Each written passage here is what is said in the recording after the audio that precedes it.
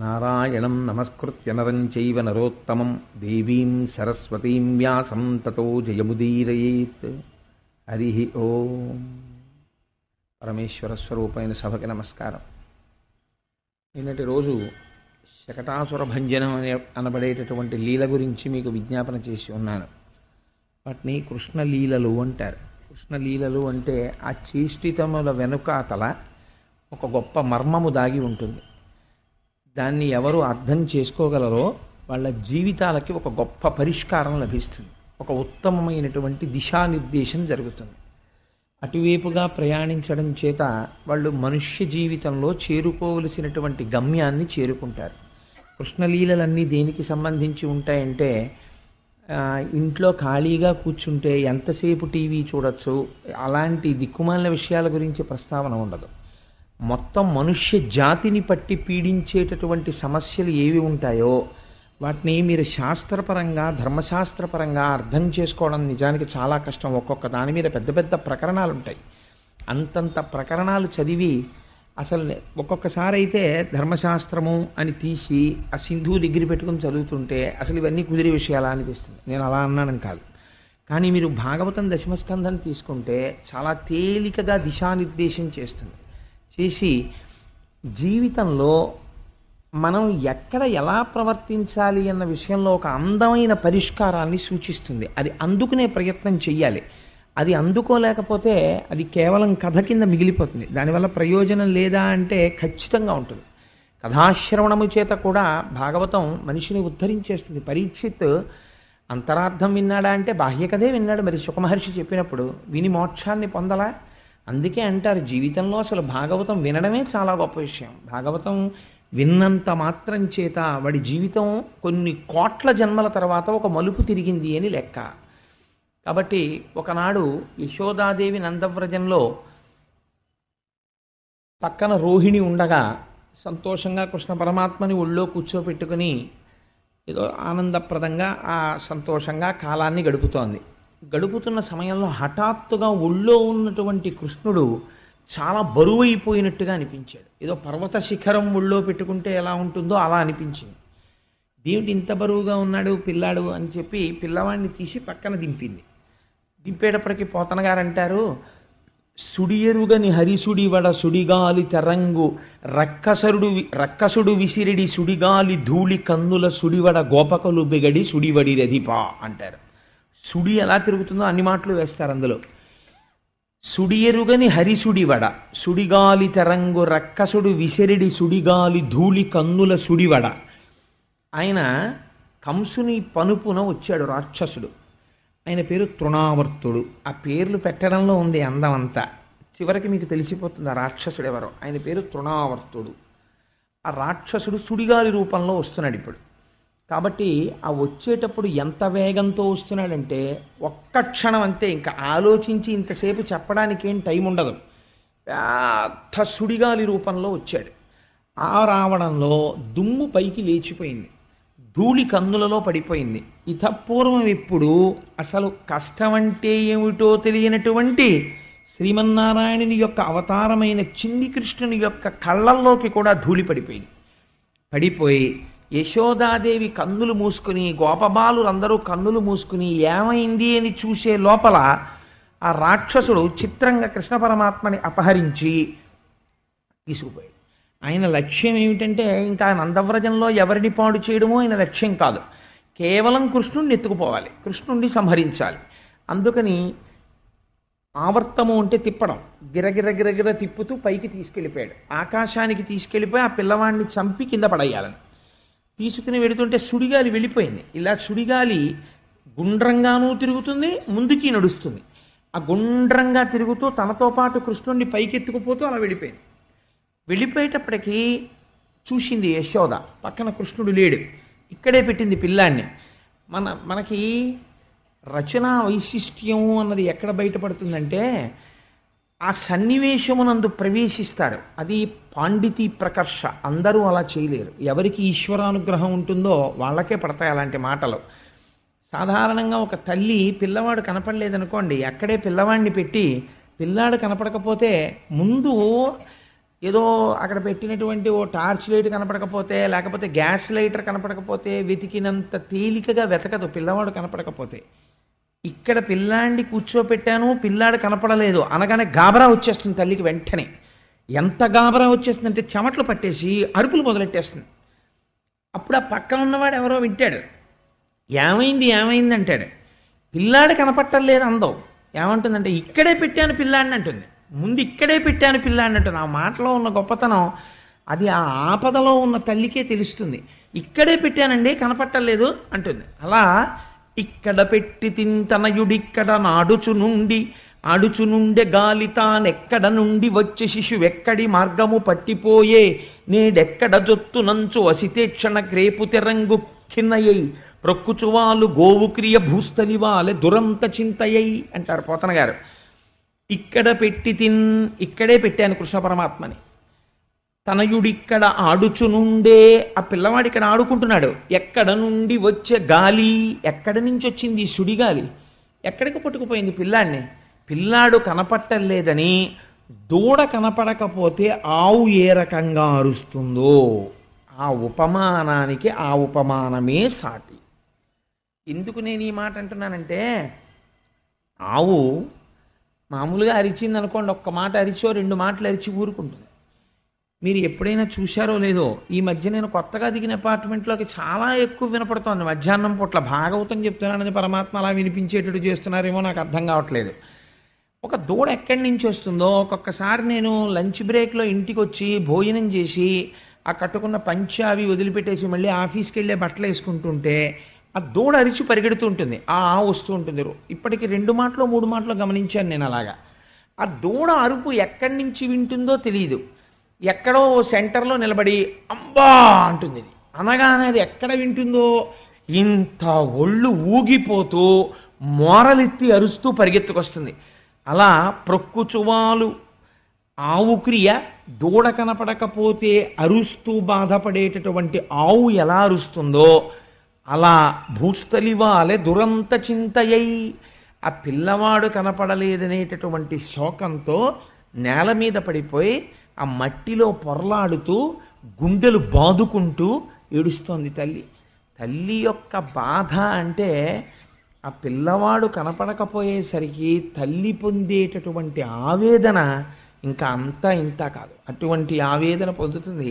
నేను 1-2 సందర్భాల్లో ఇలాంటివి చూసి ఆ రోజంతా నా మనస్సులో పోతన గారు మహానుభావుడు అందుకే ఇలాంటి పద్యాలు రాశాడు రా అనిపించింది నాకు.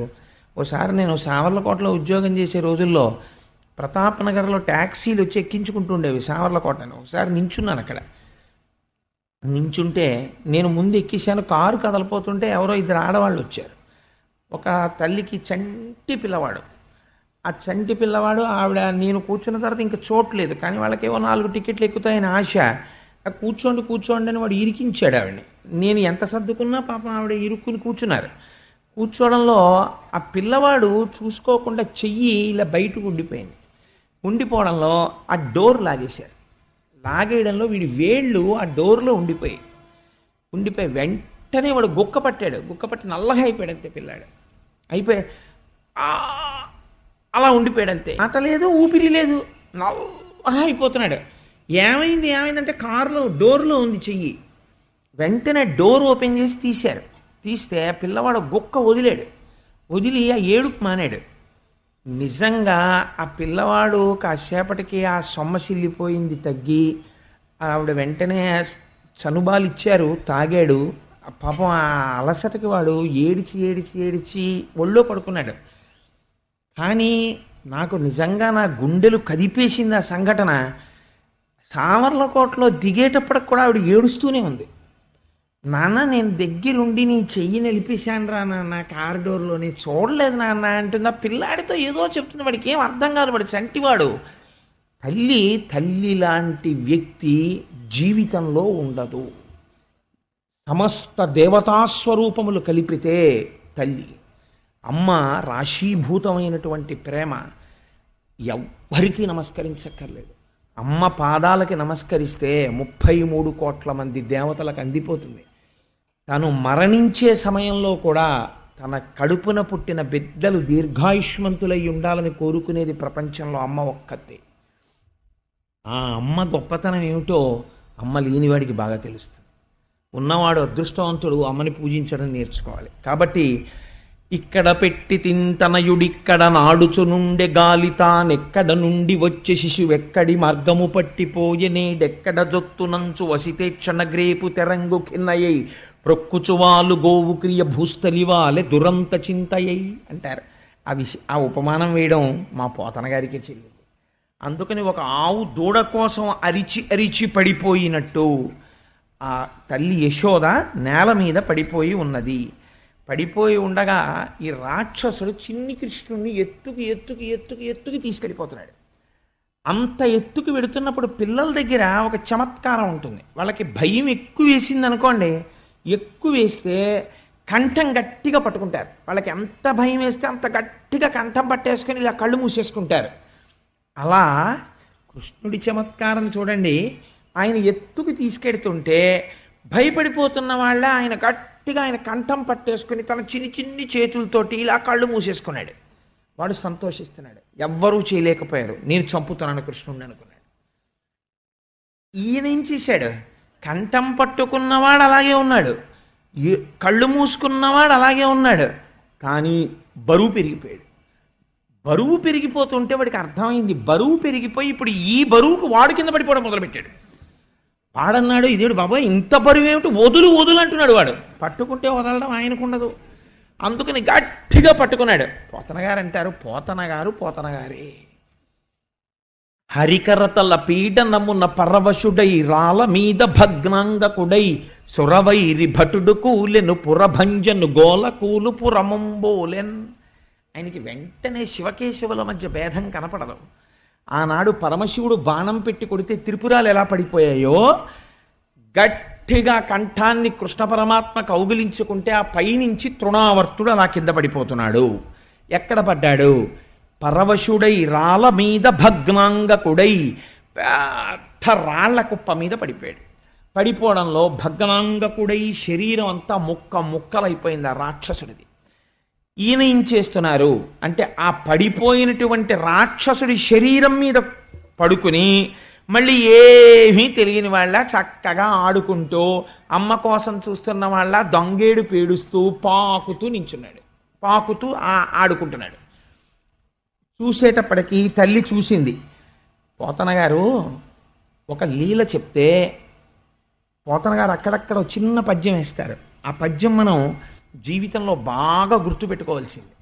నా జీవితంలో నాకు చాలా ఇష్టమైన పద్యం ఆ పద్యం. పోతన గారు అంటారు, రక్షణము లేక సాధుడు రక్షితుడగు సమత చేసి రాయుడులందున్ రక్షణలు వేయి కలిగిన శిక్షితుడగు కలుడు పాప చిత్తుండగుటన్. ఏమీ తెలియనటువంటి వాడు, భక్తుడైన వాడు, పరమాత్మని నమ్ముకున్న వాడికి ప్రమాదం పొంచుకొచ్చేస్తే ఈశ్వరుడే ఏదో ఒక రూపంలో వచ్చి తన భక్తుణ్ణి తాను రక్షించుకుంటాడు. లోపల ఎన్నో పాపాలు చేసి బయట 150 మందిని రక్షణగా పెట్టుకున్న ఇంత రక్షణలోంచి వాణ్ణి చంపడం ఈశ్వరుడికి తెలుసు. ఎందుకు అలా చచ్చిపోతాడు అంటే కలుడు పాపచిత్తుండగుటన్, వాడి చిత్తమంతా పాపమయమే, అందుకే వాడు అలా మరణించాడు. వేరొకడు ఈశ్వరుణ్ణి నమ్ముకుని ఉన్నాడు, అందుకే వాడు బ్రతుకుతున్నాడు. నేను చాలా చోట్ల ఒక ఆశ్చర్యకరమైనటువంటి సంఘటనలు జరుగుతుంటాయి. మీరు విన్నారో లేదో నేనే వింటుంటాను అలాంటివన్నీ. కానీ పసిపిల్లలు తెలియక వెళ్ళి, నేను ఒకసారి ఒక చోట ఒక ఆశ్చర్యకరమైన సంఘటన చూశా. ఏలూరులో ఒక కుక్క ఉండేది, అది గుర్రవంతుండేది. ఆ కుక్క ఎంత దారుణం చేసిందంటే, ఒకసారి ఇంటికి వచ్చిన బంధువు రాత్రివేళ మూత్ర విసర్జనకని తెలియక తలుపు తీసుకుని వెళ్ళి ఒక తూము దగ్గర కూర్చుంటే వెనక నుంచి వచ్చి కంఠం పట్టేసింది. ఉన్నవాడు ఉన్నట్టు చచ్చిపోయాడు ఆయన. అటువంటి కుక్క ఒకరోజు రాత్రి ఓ చిన్న పిల్లవాడు బయటకు వచ్చాడు. బయటికి వస్తే ఆ పిల్లవాడితో వాడు దాని నోట్లో చెయ్యి పెట్టి ఆ ఊ అంటూ నోట్లో చెయ్యి పెట్టి ఆడుతుంటే వాడితో కింద పడి మీద పడి కాళ్ళు ఇలా పెట్టి ఆడింది తప్ప పన్ను పెట్టి గీరలేదు. కొన్ని సందర్భాల్లోనండి ఆశ్చర్యకరమైన విషయం, పసిపిల్లలు తెలియక నల్లటి త్రాచు పడుకుని ఉంటే పాకుతూ వెళ్ళి ఆ పాము వంక చూసి ఉంగా అని లేచి కూర్చొని సంతోషపడిపోయి దాన్ని పట్టుకుందామని ఇలా చెయ్యి ఊపుతారు. పడగ విప్పి ఆడి, నాకు తెలుసు నెల్లూరులో ఇలాంటి సంఘటన ఒకటి. అందుకే అన్న నేను చెప్తే వీడు అన్నీ నిజంగా చెప్తాడా అబద్ధంగా చెప్తాడా అనుకుంటారని. ఇలాంటి వేదిక మీద నేను అబద్ధాలు ఆడను కదా అంటే, బయట అయితే ఆడతావా అనుకోకండి, ఏమో ఆడనేమో. అందుకని ఇదే ఆ పాము నల్లత్రాచు పడగ విప్పి ఆడుతుంటే పిల్లాడు చక్కగా పాకుతున్నవాడు చతికిలు పడి కూర్చుని దాని వంక చూస్తూ దాని నాలుకలు ఇలా ఇలా బయటికి వస్తుంటే పట్టుకుందామని ఇలా ఇలా అంటుంటే అది అందకుండా ఇలా తలెత్తి ఆడుతూ అలాగే ఉందంతే, ఏమీ అనలేదు. ఇంట్లోంచి తల్లి బయటకు వచ్చి అయ్యో బాబోయ్ పాము అనేటప్పటికే తల ఉంచుకుని వెళ్ళిపోయింది. పసిపిల్లల విషయంలో పాములు కూడా వాళ్ళ జోలికి రావు, ఎందుకంటే వాడికి తెలుసు, వీడికి తెలియదురా పాపం అమాయకుడు, నేను పాముని నేనేదో చేస్తానని వాడికి తెలియదు. వాడి ఇలా నా దగ్గరికి ఎవరు వస్తారు, వీడు వచ్చాడు అని అది కూడా అంత ప్రేమని ప్రకటన చేస్తుంది. కాబట్టి ఆ పిల్లల ముఖంలో అంత సౌజన్యం, అంత ఈశ్వరతత్వం కనపడుతుంది. ప్రత్యేకించి కొద్దిగా పాకడం వచ్చి ఎవరన్నా కనపడగానే ఆగిపోయి కొద్ది కొద్దిగా లేవడం వచ్చి ఇలా పైకి చూసి నవ్వే పిల్లలు ఉంటారే, వాళ్ళ ముఖాలు చూస్తుంటే వాళ్ళు ఉయ్యాలలో పడుకుంటే దైవీతత్వం ప్రస్ఫుటంగా ప్రకటనమై కనపడుతుంది. నాకు అనిపిస్తుంది ఆ ఇంట్లో పరమాత్మ ఉన్నట్టే ఉయ్యలు లూగుతూ పిల్లలు ఉంటాయి. కాబట్టి ఆ కృష్ణ పరమాత్మని చూసింది తల్లి. చూసి ఇది రక్షణము లేక సాధుడు రక్షితుడగు సమత చేసి రాయుడులందున్ రక్షణలు వేయి కలిగిన శిక్షితుడగు కలుడు పాప చిత్తుండగుటన్. పాపము చేసినటువంటి వాడు ఎన్ని రక్షణలు పెట్టుకున్నా వెళ్ళిపోతూ ఉంటాడు. ఏ రక్షణ వాడికి లేకపోయినా ఈశ్వరుణ్ణి నమ్ముకున్నవాడు బ్రతికేస్తూనే ఉంటాడు, ఎందుకంటే ఈశ్వరుడు రక్షణ చేస్తాడు. కాబట్టి ఇక్కడే ఈ తృణావర్తోపాఖ్యానంలో యశోద ఆ రాక్షసుడి యొక్క కళేబరం మీద పడిపోయి ఉన్నటువంటి చిన్ని కృష్ణుణ్ణి తీసుకుని భుజం మీద వేసుకుని ఒక విషయాన్ని విజ్ఞాపన చేసింది. ఈ పద్యం గృహస్థాశ్రమంలో ఉన్న వాళ్ళందరూ ప్రత్యేకం తెలుసుకోవలసిన పద్యం. గత జన్మంబులనేమి నోచితిమో, యాగశ్రేణులేమేమి చేసితిమో, ఎవ్వరికేమి పెట్టితిమో, ఏ చింతారతిన్ పొద్దుపుచ్చితిమో, సత్యంబులనేమి పల్కితిమో, ఏ సిద్ధాశ్రమమునం త్రొక్కితిమో, ఇప్పుడు చూడగంటిమి చటన్ కృష్ణార్భకున్ నిర్భయున్ అంది. పిల్లలకి గండ ఉంటుంది, ఒక్కొక్కసారి పిల్లలకి గండం తరువుకొచ్చేస్తుంది. అది ప్రమాద రూపంలో ప్రాణాల్ని తీసుకెళ్ళిపోవడానికి సిద్ధపడుతుంది. ప్రమాద రూపంలో మృత్యువు తీసుకువెళ్ళాలా తీసుకెళ్ళకూడదా ఈశ్వరుడు పరీక్ష చేస్తాడు. అప్పుడు ఫలితం ఇవ్వాలి. ప్రమాదమునందు వెళ్ళిపోతుంటారు పిల్లలు, అపమృత్యు వచ్చేస్తుంది, వాళ్ళ దీర్ఘాయుష్మంతులు కాకుండానే. అలా తీసుకెళ్లే ముందు తల్లిదండ్రుల యొక్క ఖాతాని చూస్తాడోసారి. ఇప్పుడు ఈ పిల్లాడి గండం గట్టెక్కించడానికి ఇలాంటివి ఏవైనా చేసినవి ఉన్నాయా, నేను ఈ పిల్లాడిని రక్షించవచ్చా అని ఏమి చూస్తారో తెలుసా అండి? గత జన్మంబులనేమి చేసితిమో, ఎవ్వరికేమి పెట్టితిమో. ఒక్కొక్క నాడు ఒక్కొక్క దేశము, ఒక్కొక్క కాలము, ఒక్కొక్క పురుషుడు ఆ స్థితి వేరుగా ఉంటుంది. ఒక శంకరాచార్యుల వారు మీ చేత్తో పెట్టినటువంటి ఇంత పిండి ముద్ద తిన్నారనుకోండి, వాడి జీవితం కోట్ల జన్మలు కాపాడుతుంది. నేను పొగిడానని అనుకోకండి వేదిక మీద. రేపు మహాశివరాత్రి, రేపు మధ్యాహ్నం భగవంతుడికి నివేదన చేసి మహానైవేద్యం పెట్టి ఫలహారం ఇస్తున్నారు. ఈ సభలో ఎంతమంది రేపు ఉపవాసం ఉండి ఎంత మహాభక్తులు ఉన్నారు. ఎవరో అందరూ మహాభక్తులే, కానీ మనకి తెలియదు, ఇక్కడ తెలియదు.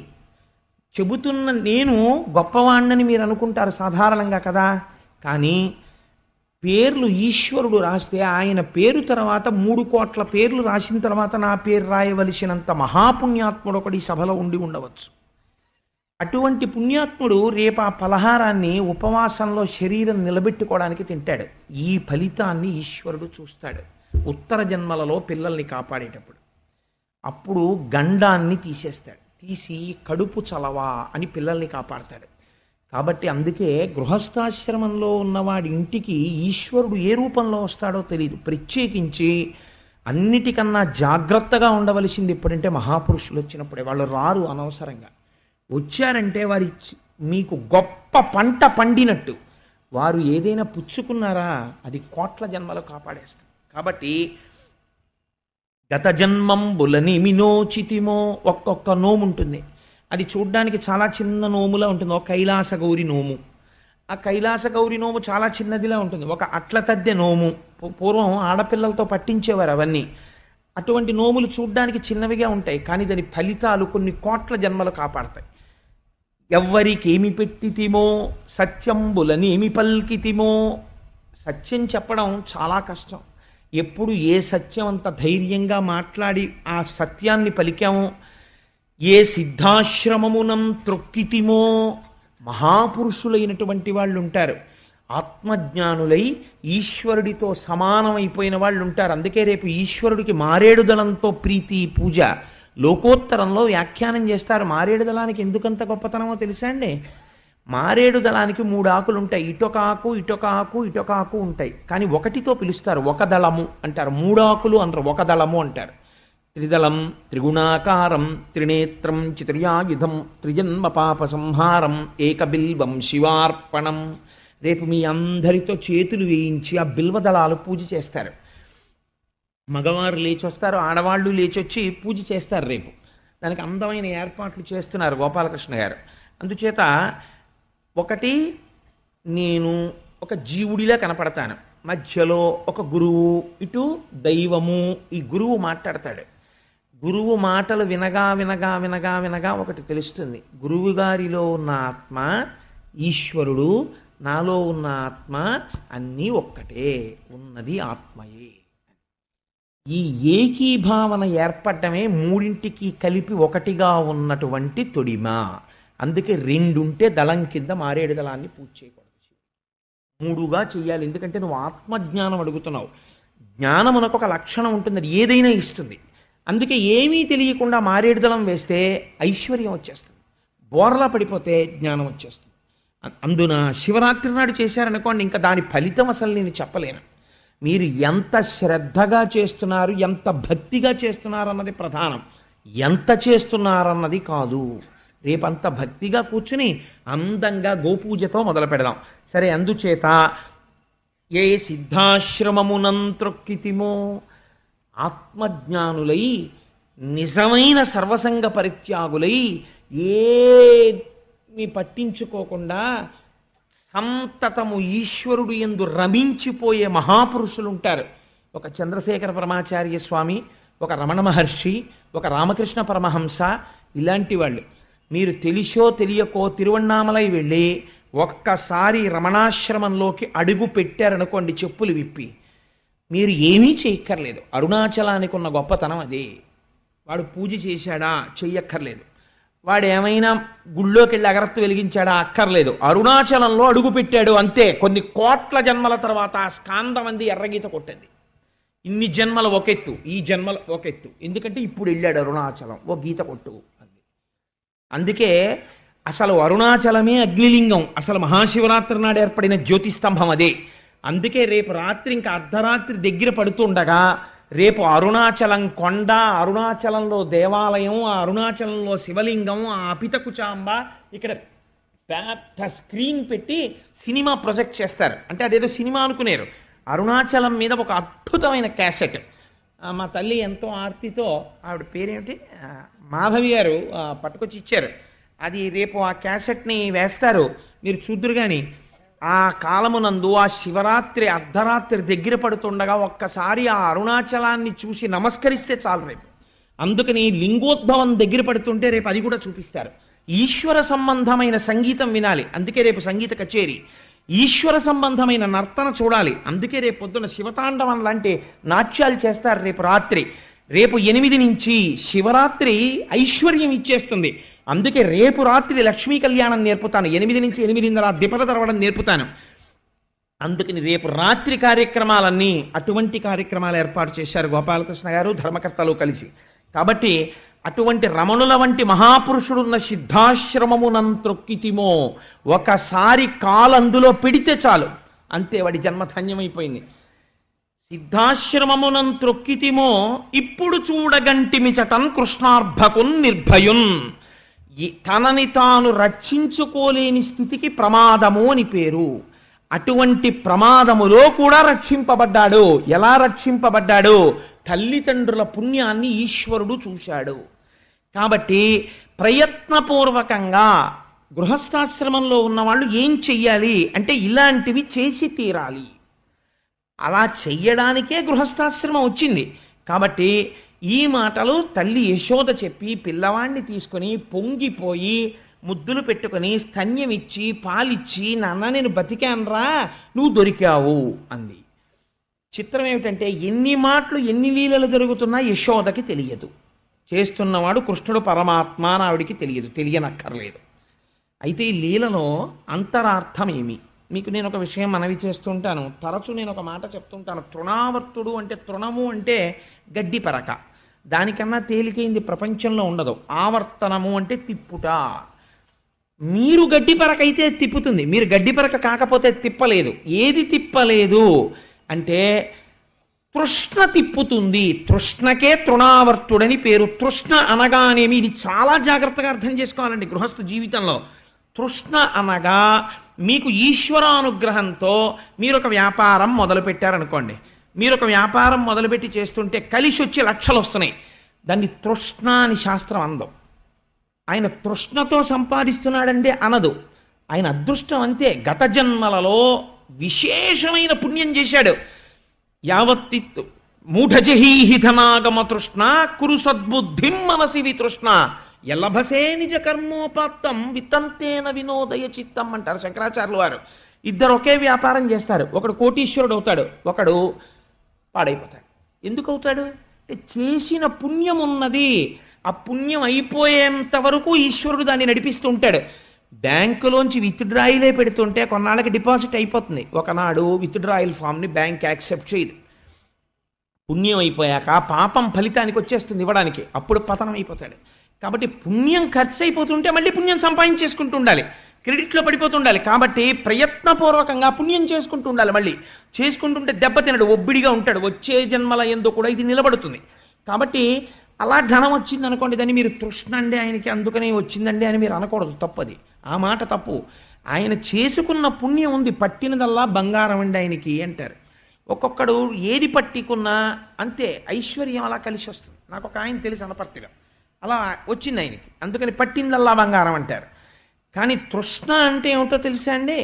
మీరు చిక్కుకున్నారనుకోండి అందులో, వచ్చిన దాని యందు తృప్తి లేక నేను ఇంకా సంపాదించాలి ఇంకా సంపాదించాలని అనుకున్నారనుకోండి, దీనికి చిత్రం ఏమవుతుందంటే ఒక హద్దు ఉండదు. ఎంత సంపాదించిన తరువాత తృప్తి అన్న ప్రశ్న రాదు. కోట్లు సంపాదించేసేయండి. మీరు ఒక్క విషయం ఆలోచించండి, 84 కోట్ల జీవరాశులు ఉన్నాయి ఈ భూమండలం మీద. ఒక మనిషి తప్ప ప్రపంచంలో ఏ జీవి కూడా తన తర్వాతి తరానికి కాదు కదా, రెక్కలు వచ్చాక ఇంకా దాచదు. అంతే, రెక్కలు వచ్చేవరకే పోషిస్తాయి, రెక్కలు వచ్చాక పోషించవు. అసలు తర్వాత తరానికి దాచడం అన్నది ఎవరికీ తెలియదు, ఒక్క మనిషికే తెలుసు.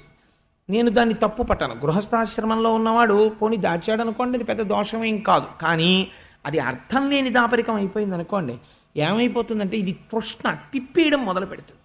ఇలా తిప్పేస్తే ఏమైపోతుందంటే వాడు ఎందుకు వచ్చాడో ఈ శరీరంతో మర్చిపోతాడు. మర్చిపోయి ఆ తిరగడంలో ఆ డబ్బు సంపాదిస్తాడు సంపాదిస్తాడు సంపాదిస్తాడు సంపాదిస్తాడు ఒకనాడు మరణిస్తాడు. వెళ్ళిపోవాలి కదా, ఎవడైనా వెళ్ళిపోతాడు.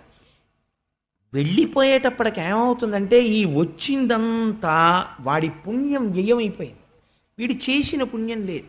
కాబట్టి ఏమవుతుందంటే ఇప్పుడు ఉత్తర జన్మయందు వాడు మళ్ళీ చేయాల్సిన పుణ్యం లేదు కాబట్టి దరిద్రుడైపోతాడు. కానీ వీడు సంపాదించిందంతా ఏం చేస్తారో తెలుసా అండి? పిల్లలు పనిచేసుకుంటారు. కాబట్టి ఏమైపోయింది, వీడి పుణ్యము ద్రవ్యముగా మారిపోయింది. ఈ ద్రవ్యము పిల్లలు పనిచేసుకున్నారు. మీరు ఒక్క మాట బాగా జ్ఞాపకం పెట్టుకోండి, మీకు తేలిగ్గా చెప్పేస్తాను. మనకి ఇంటర్నేషనల్ బ్యాంకింగ్ కౌంటర్ ఒకటి ఉంటుంది బ్యాంక్లో. మీరు ఇక్కడి నుంచి అమెరికా వెళ్తున్నారనుకోండి, వెళుతుంటే మీరు కోట్ల రూపాయలు సూట్ కేసులో పెట్టుకుని విమానం దిగి అమెరికాలో వెళ్ళి టీ ఇమ్మని 100 రూపాయలు ఇచ్చారనుకోండి, వాడు ఎగాదిగా చూసి డస్ట్బిన్లో బారేస్తాడు. ఏం చేయాలి? ఇంటర్నేషనల్ కౌంటర్లోకి వెళ్ళి మీరు ఈ డబ్బు ఇచ్చేసి డాలర్స్ తీసుకోవాలి.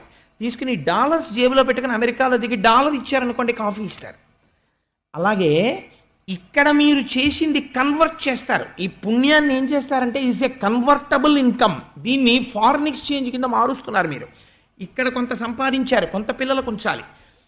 ఒకటే రూలు ప్రపంచంలో ఏమిటో తెలుసా అండి, తనకి కావలసినంత అవసరం కన్నా ఎక్కువ ఖర్చు పెట్టినవాడు భవిష్యత్ తరాలకి ద్రోహం చేసినవాడు. తనకి కావలసిన దానికన్నా తక్కువ ఖర్చు పెట్టుకుంటున్నవాడు తనకి తాను ద్రోహం చేసుకుంటున్నవాడు. తనకి కావలసినది ఖర్చు పెట్టుకుని తన తర్వాత తరాల వారికి ఉంచుకున్నవాడు తాను ధన్యుడవుతున్నవాడు. అంతే రూల్ దానికి. కాబట్టి ఇప్పుడు ఏమైంది, అలా మీరు ఇక్కడ చేసిన పుణ్యం, ఇక్కడ 100 రూపాయలు సంపాదించారు, ఒక 5 రూపాయలు ఎందుకని మళ్ళీ మీకు అని ఉత్తర జన్మకు ఉండద్దు పుణ్యం. ఒక 5 రూపాయలు తీసి మీరు ఖర్చు పెట్టి తీరాలి. ఇక్కడ ఖర్చు పెట్టారనుకోండి, ఈ 5 రూపాయలు ఎవ్వరికీ తెలియదు, పుణ్యమో అని మీ అకౌంట్లో వేసి ఉంచుతారు. ఇది ఎందుకు పనికి వస్తుంది అంటే, మోక్షం ఇవ్వలేదేమో పుణ్యం. పుణ్యం ఎప్పుడు మోక్షాన్ని ఇవ్వదు, కానీ ఉత్తర జన్మ అంటూ ఒకటి ఉంటుంది. కాబట్టి అందరూ మోక్షస్థితికి వెళ్ళిపోతామని అనుకోలేం కదా. కాబట్టి కనీసం ఉత్తర జన్మలలో అన్నవస్త్రాలకి లోటు లేకుండా సంతోషంగా బతకాలంటే ఆ పుణ్యం చేసి తీరాలి. కాబట్టి ద్రవ్యమును సంపాదించడం ఎంత అవసరమో అంత జాగ్రత్తగా ఖర్చు పెట్టడం కూడా తెలియాలి. అవసరమైన చోట తెలియకపోతే పాడైపోతాడు. ఖర్చు పెట్టవలసిన చోట ఖర్చు పెట్టడం తెలియలేదనుకోండి, వాడు పాడైపోతాడంతే. పొలమంతా దున్నిన తర్వాత అబ్బా నేను వెయ్యనండి విత్తనాలు, అవి నేనే వండుకు తింటానంటే పండదు మళ్ళీ పొలం. కాబట్టి ఇది తెలుసుకోవాలి. లేకపోతే ఏమైపోతుందంటే తృష్ణ అయిపోతుంది. శాస్త్రం ఎప్పుడూ బాగా జ్ఞాపకం పెట్టుకోండి, డబ్బులు సంపాదించడాన్ని శాస్త్రం ఎప్పుడూ తప్పు పట్టలేదు. చాలామంది ఒక రాంగ్ నోషన్తో మాట్లాడుతుంటారు. డబ్బులు సంపాదించడం శాస్త్రమునందు దోషము అనుకుంటారు. అలా ఎప్పుడూ చెప్పలేదు శాస్త్రంలో. మాతానిందతి నాభినందతి పిత భ్రాతాన సంభాషతే భృత్య కుప్యతి నానుగచ్చతి సుతా కాంతాపి నాలింగతే అర్ధ ప్రార్థన శంకయా నకురుతే సల్లాపమాత్రం సుహృత్ తస్మాత్ నైతికమర్థమార్జన శృణు సఖే విత్తేన సర్వే వశాః అని చెప్పింది. నువ్వు కానీ డబ్బు సంపాదించకపోతే ఒక ప్రమాదానికి లోనవుతావు. ఏమిటో తెలుసా, మాతానిందతి, అమ్మ అన్నదానికి అసలు తిట్టడం తెలియదు. అలాంటి అమ్మ ఒక వయసు వచ్చిన తర్వాత రూపాయి సంపాదించకపోతే తిడుతుంది. నాభినందతి పిత, తండ్రి సంతోషించి సహబాష్ అని భుజం మీద చెయ్యి వెయ్యడు. భ్రాత న సంభాషతే, అన్నదమ్ములు పలకరించరు. ఓ రూపాయి సంపాదన లేదు కానీ భోజనానికి మాత్రం గడ్డబెరుక్కి మాతో వస్తాడంటారు. భ్రాత న సంభాషతే భృత్య కుప్యతి, సేవకుడిని పిలిస్తే ఆ పిలిచావు లేవా పనులు చెప్తావు కానీ మీ అన్నయ్యలా ఓ రూపాయి ఇవ్వగలవా అంటాడు. భృత్య కుప్యతి నానుగచ్చతి సుతా, తండ్రి గారు ఇంటికి తిరిగి రాగానే కొడుకు గబగబా ఎదురొచ్చి నాన్నగారండి అని ఉత్తరీయం తీసుకుని చెంబుతో నీళ్ళు ఇవ్వడు కాళ్ళు కడుక్కోవడానికి. నానుగచ్చతి సుత కాంతాపి నాలింగతే, ప్రియమార భార్య కౌగిలించదు. కాంతాపి నాలింగతే అర్ధ ప్రార్థన శంకయా నకురుతే సల్లాపమాత్రం సుహృత్. ఎంత గొప్ప మాట చూడండి. స్నేహితుడం లేదు, సుహృత్. సుహృత్ అంటే మనసెరిగిన స్నేహితుడు, చాలా మంచివాడు ఆయన. అవతల వాడిని తప్పు పట్టడానికి వీల్లేదు, కానీ కనపడ్డప్పుడల్లా డబ్బులు అడుగుతున్నాడు. అందుకని ఆయన ఈయన్ని చూస్తాడు, కానీ నా కురితే సల్లాపం ఎరా అండవు అంటే దగ్గరికి వచ్చి రే ఓ 50 రూపాయలు ఉంటే సదరా అంటాడని భయం. అందుకని ఇలా చూసి వీడా అని, వీడు బాగుపడితే బాగుండని మనసులో అనుకుని ఇటు తిప్పుకుని ఇలా వెళ్ళవలసిన వాడు ఇలా వెళ్ళి ఇలా వస్తాడు. ఎందుకంటే ఈయనకి ఎదురవడం ఇష్టం లేక. నా కురితే సల్లాపమాత్రం సుహృత్. కాబట్టి నువ్వు డబ్బు సంపాదించనని అనకు, సంపాదించు, కానీ ఎలా సంపాదించాలో తెలుసా. తస్మాత్ నైతికమర్థమార్జన శృణు సఖే. సఖే శాస్త్రం ఎంత బాగా పిలిచిందో చూడండి. ఓ స్నేహితుడా, డబ్బు సంపాదించోయ్, కానీ తృష్ణకి లొంగకు. నైతికమర్థమార్జన శృణు సఖే. నీతి తప్పి సంపాదిస్తే దానికి బయటికి వెళ్ళడం కూడా అంత భయంకరంగా పెడుతుంది. అందుకని నైతికమర్థమార్జన శృణు సఖే విత్తేన సర్వే వశాః. ఆ డబ్బుతో నీకు సర్వము వశమవుతుంది. కాబట్టి సంపాదించు, కానీ నీతి మర్చిపోకు అని ఒక మాట చెప్తుంది. ఇప్పుడు మీరు ఒకటి గుర్తుపెట్టుకోండి, తృష్ణ పెరిగిపోయింది అనుకోండి, అర్థం లేకుండా సంపాదన సంపాదన సంపాదన. దీనికి వెంటనే అలా ఉన్నవాళ్ళు చెప్పే రెడీమేడ్ రిప్లై ఏమిటో తెలుసా అండి. ఏమండి మహాశివరాత్రి కదా, ఒకసారి శివాలయానికి వెళ్దాం వస్తారా? లేకపోతే కాసేపు భజన చేసుకుందాం వస్తారా అన్నారు అనుకోండి, వాళ్ళు ఏమంటారంటే ఇప్పటి నుంచి ఎందుకండి ఇవన్నీ అంటారు. సాధారణంగా మీకు లోకంలో ఈ మాట వినపడుతుంటుంది. ఇప్పటి నుంచి ఎందుకండి ఇవన్నీ, అనవసరం, ఇవన్నీ ఇప్పుడు అక్కర్లేదు, ఇవన్నీ రిటైర్ అయిపోయిన తర్వాత చెయ్యాలంటారు. అంటే రిటైర్ అయిపోయిన తర్వాత చెయ్యాలంటే రిటైర్ అయిపోయిన తర్వాత నువ్వు చెయ్యడానికి అంత ఆయుర్దాయం ఉంటుందని ఎవడు బాండ్ రాసి ఇచ్చాడు అసలు? ఒకవేళ ఉన్న రిటైర్ అయిపోయిన తర్వాత గుళ్ళో కడితే నీ మనసు ఏం నిలబడుతుంది అక్కడ? సహకరించదు. ఇతపూర్వం పుణ్యం చేసిన వాడవు కాదు కాబట్టి భగవంతుడి మీద నిలబడదు. తృష్ణ తిప్పడం మొదలు పెడితే పాడైపోతావు. కాబట్టి తృష్ణకి విరుగుడు ఏది? నీ అంత నువ్వుగా తెలుసుకోగలిగితే ఒక్కటే తృష్ణకి విరుగుడు. ఏది? తృప్తి. చాలా జాగ్రత్తగా గమనించాలి మీరు ఈ మాట. తృష్ణ, తృప్తి. ఒకడు హాయిగా కూర్చుంటాడు, ఒకడు తిరుగుతూనే ఉంటాడు, ఎప్పుడు చెమట తుడుచుకుంటూ ఉంటాడు. ఎందుకండి అంటే కోట్లున్నాయి అయినా తిరుగుతుంటాడు. ఎందుకు? తృప్తి లేదు కాబట్టి తృష్ణకి లొంగాడు. కాబట్టి ఏం చేస్తాడు? అగ్నిహోత్రం వెలుగుతోంది, నెయ్యి పోసి ఆర్పుతానంటాడు. నెయ్యి పోస్తే ఆరుతుందా? నీళ్లు పొయ్యాలి. ఇంకొక ఆయన ఉన్నాడు, ఒక వయస్సు వచ్చింది, సంపాదించేశాడు, 3 తరాలు హాయిగా ఉన్నాయి, తను హాయిగా ఉన్నాడు. స్టాప్ అంటాడు, అంతే, చాలు, తృప్తి, ఇంకా నేను చేయనండి, ఇంకా నేను ఈశ్వరానుగ్రహం అంతే. నేను ఎంతమంది రాజులు వెళ్ళిపోయారండి వానప్రస్థానికి? మీరు విన్నారు కదా భాగవతంలో, చక్రవర్తులు వెళ్ళిపోయారు. కాబట్టి ఇంకా నేను ఈశ్వరాభిముఖుడనైనాను. ఇక్కడ తృప్తితో కూర్చుంటాడు. ఈ తృప్తి వచ్చిందనుకోండి, తృప్తి ఉంటే తృష్ణ పట్టుకోలేదు మిమ్మల్ని. తృప్తి మీ అంతా మీరు సంపాదించుకోలేకపోయారనుకోండి, తృష్ణ పట్టుకుంటుంది. ఇది మీ చేతిలో ఉన్న విషయం. దీన్ని రామకృష్ణ పరమహంస అయితే చాలా చక్కటి కథ ఒకటి చెప్తారు. వెనకటికి ఒక ఆయనకి పొగాకు తాగడం అలవాటు. ఆయన అదేంటి, ఒక రాత్రి వేళ హోర్న వర్షం పడుతోంది. వర్షం పడుతుంటే ఆయనకి పొగాకు తాగాలనిపించింది. తాగాలనిపిస్తే ఇల్లంతా వెతికాడు, కానీ దురదృష్టవశాత్తు అక్కడ పెట్టుకున్న అగ్గిపెట్లన్నీ తడిచిపోయి. ఇప్పుడు ఆయన ఆ పొగాకు తాగకపోతే ఉండలేని స్థితి చలిగాలికి. అందుకని ఏం చేశారంటే ఒక దీపం ఒకటి పట్టుకుని, చేతిలో లాంతర్ పట్టుకుని, చీకట్లో వెళ్ళాలి కదా, పక్కింటికి వెళ్ళి తలుపు కొట్టి వాళ్ళని పిలిచాడు. హే స్నేహితుడా, ఒకసారి లేచిరా అన్నాడు. అంటే పాప ఆయన లేచి వచ్చి తలుపు తీశాడు. ఏమి, ఎందుకు వచ్చావు అన్నాడు. నీకు తెలుసు కదా, చలికి నా ఒళ్ళు కొంకర్లు తిరిగిపోతుంది, నేను పొగాకు తాగకపోతే నాకు ఎంత వేడి ఉపశమనాన్ని ఇవ్వదు, అందుకని మీ ఇంట్లో కొద్దిగా అగ్నిహోత్రం ఉంటే నేను పొగాకు కాల్చుకుంటానన్నాడు. అంటే ఆయన అన్నాడు, నీ చేతిలో దీపం ఉంది కదా అన్నాడు. అంటే ఇది నీ ఇంటికి దారి చూపించడానికి అన్నాడు. కాదు, నీ పొగాకు కాల్చుకోవడానికి కూడా అది పనికొస్తుంది దీపం.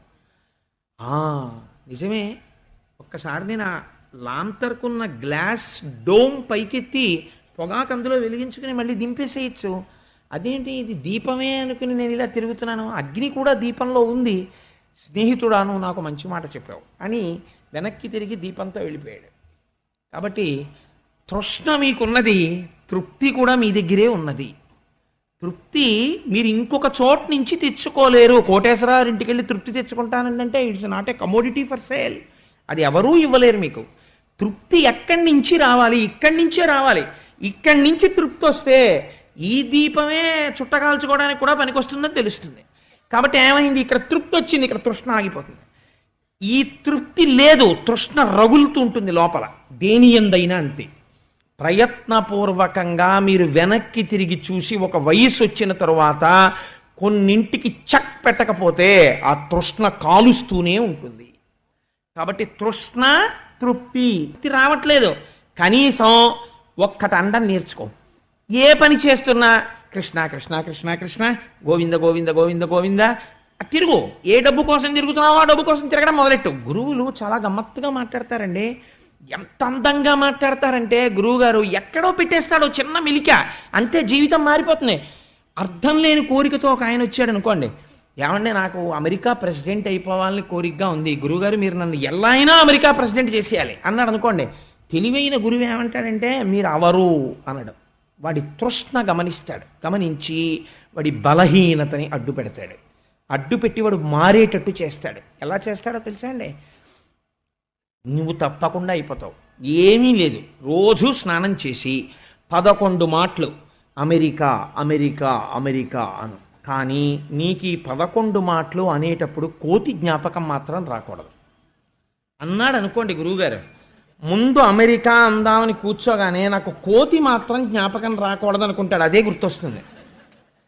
ఎన్ని సంవత్సరాలు గురువుగారి దగ్గరికి వచ్చినా రాడు అసలు. ఇంకా మళ్ళీ ఎందుకు రాడంటే వాడికి కోతి గుర్తొస్తోంది. ఎందుకు అవుతాడు అధ్యక్షుడు? ఇది ఏమవుతుందో తెలుసా అండి, బలహీనత కోరిక రెండు ఇక్కడే ఉన్నాయి. బలహీనతని పక్కకి తీసుకెళ్ళాడు, వాడి వెర్రి ఎక్కడితో తగ్గుతుంది అంతే. మనం ఎక్కడ అవుతాం లేరా అంటాడు కొన్నాళ్ళకి. అప్పుడు మళ్ళీ గురువుగారి దగ్గరికి వస్తే ఓరి పిచ్చాడా ఏమిటా పిచ్చ కోరికని మొదలెడతాడు గురువుగారు. కాబట్టి తృప్తితో తృష్ణని గెలవగలిగితే పర్వాలేదు, అలా గెలవలేకపోతే ఏం చెయ్యాలి అంటే గురువులు అంటారు, ఏం పర్వాలేదయ్యా పాపం నీకేం టైం ఉండట్లేదా, రావక్కర్లేదో, భాగవతానికి రావక్కర్లేదు, గుళ్ళోకి రావక్కర్లేదు, వాడు రమ్మన్నా రాడని వాళ్ళకి తెలుసు. కాబట్టి ఎంత అందంగా మాట్లాడతారో తెలుసా అండి. భలేవరే, మీరు సమాజానికి చాలా కావలసిన పని చేస్తున్నారండి. మీరు 93 ఏళ్ళు వచ్చేసినా గడగడ ఉనికిపోతున్నా మీరు సంపాదించండి తప్పకుండా, ఏం పర్వాలేదు, కారణజన్ముడు మళ్ళీ మీలాంటి వాడు పుట్టద్దు. కానీ మీకు తేలిక మార్గం చెప్పేస్తున్నాను, మీరు ఏ మాట మాట్లాడుతున్నా ముందోసారి గోవిందా అంటుండండి, చాలు మీరు ధరిపడిపోతారు. ఇదేదో బాగుంది మన పనకి అడ్డు రాదని వాడు ఏమంటాడంటే గోవిందా అంటుంటాడు. ఈ గోవింద అగ్నిహోత్రం తెలిసి ముట్టుకున్నా తెలియక ముట్టుకున్నా 6 నెలల ఏడప్పటికి ఎందుకు హై దిక్కుమాలిన డబ్బంతా హాయిగా భాగవతానికి పోదామని అనిపించేస్తాడు గోవిందుడు లోపల నుంచి.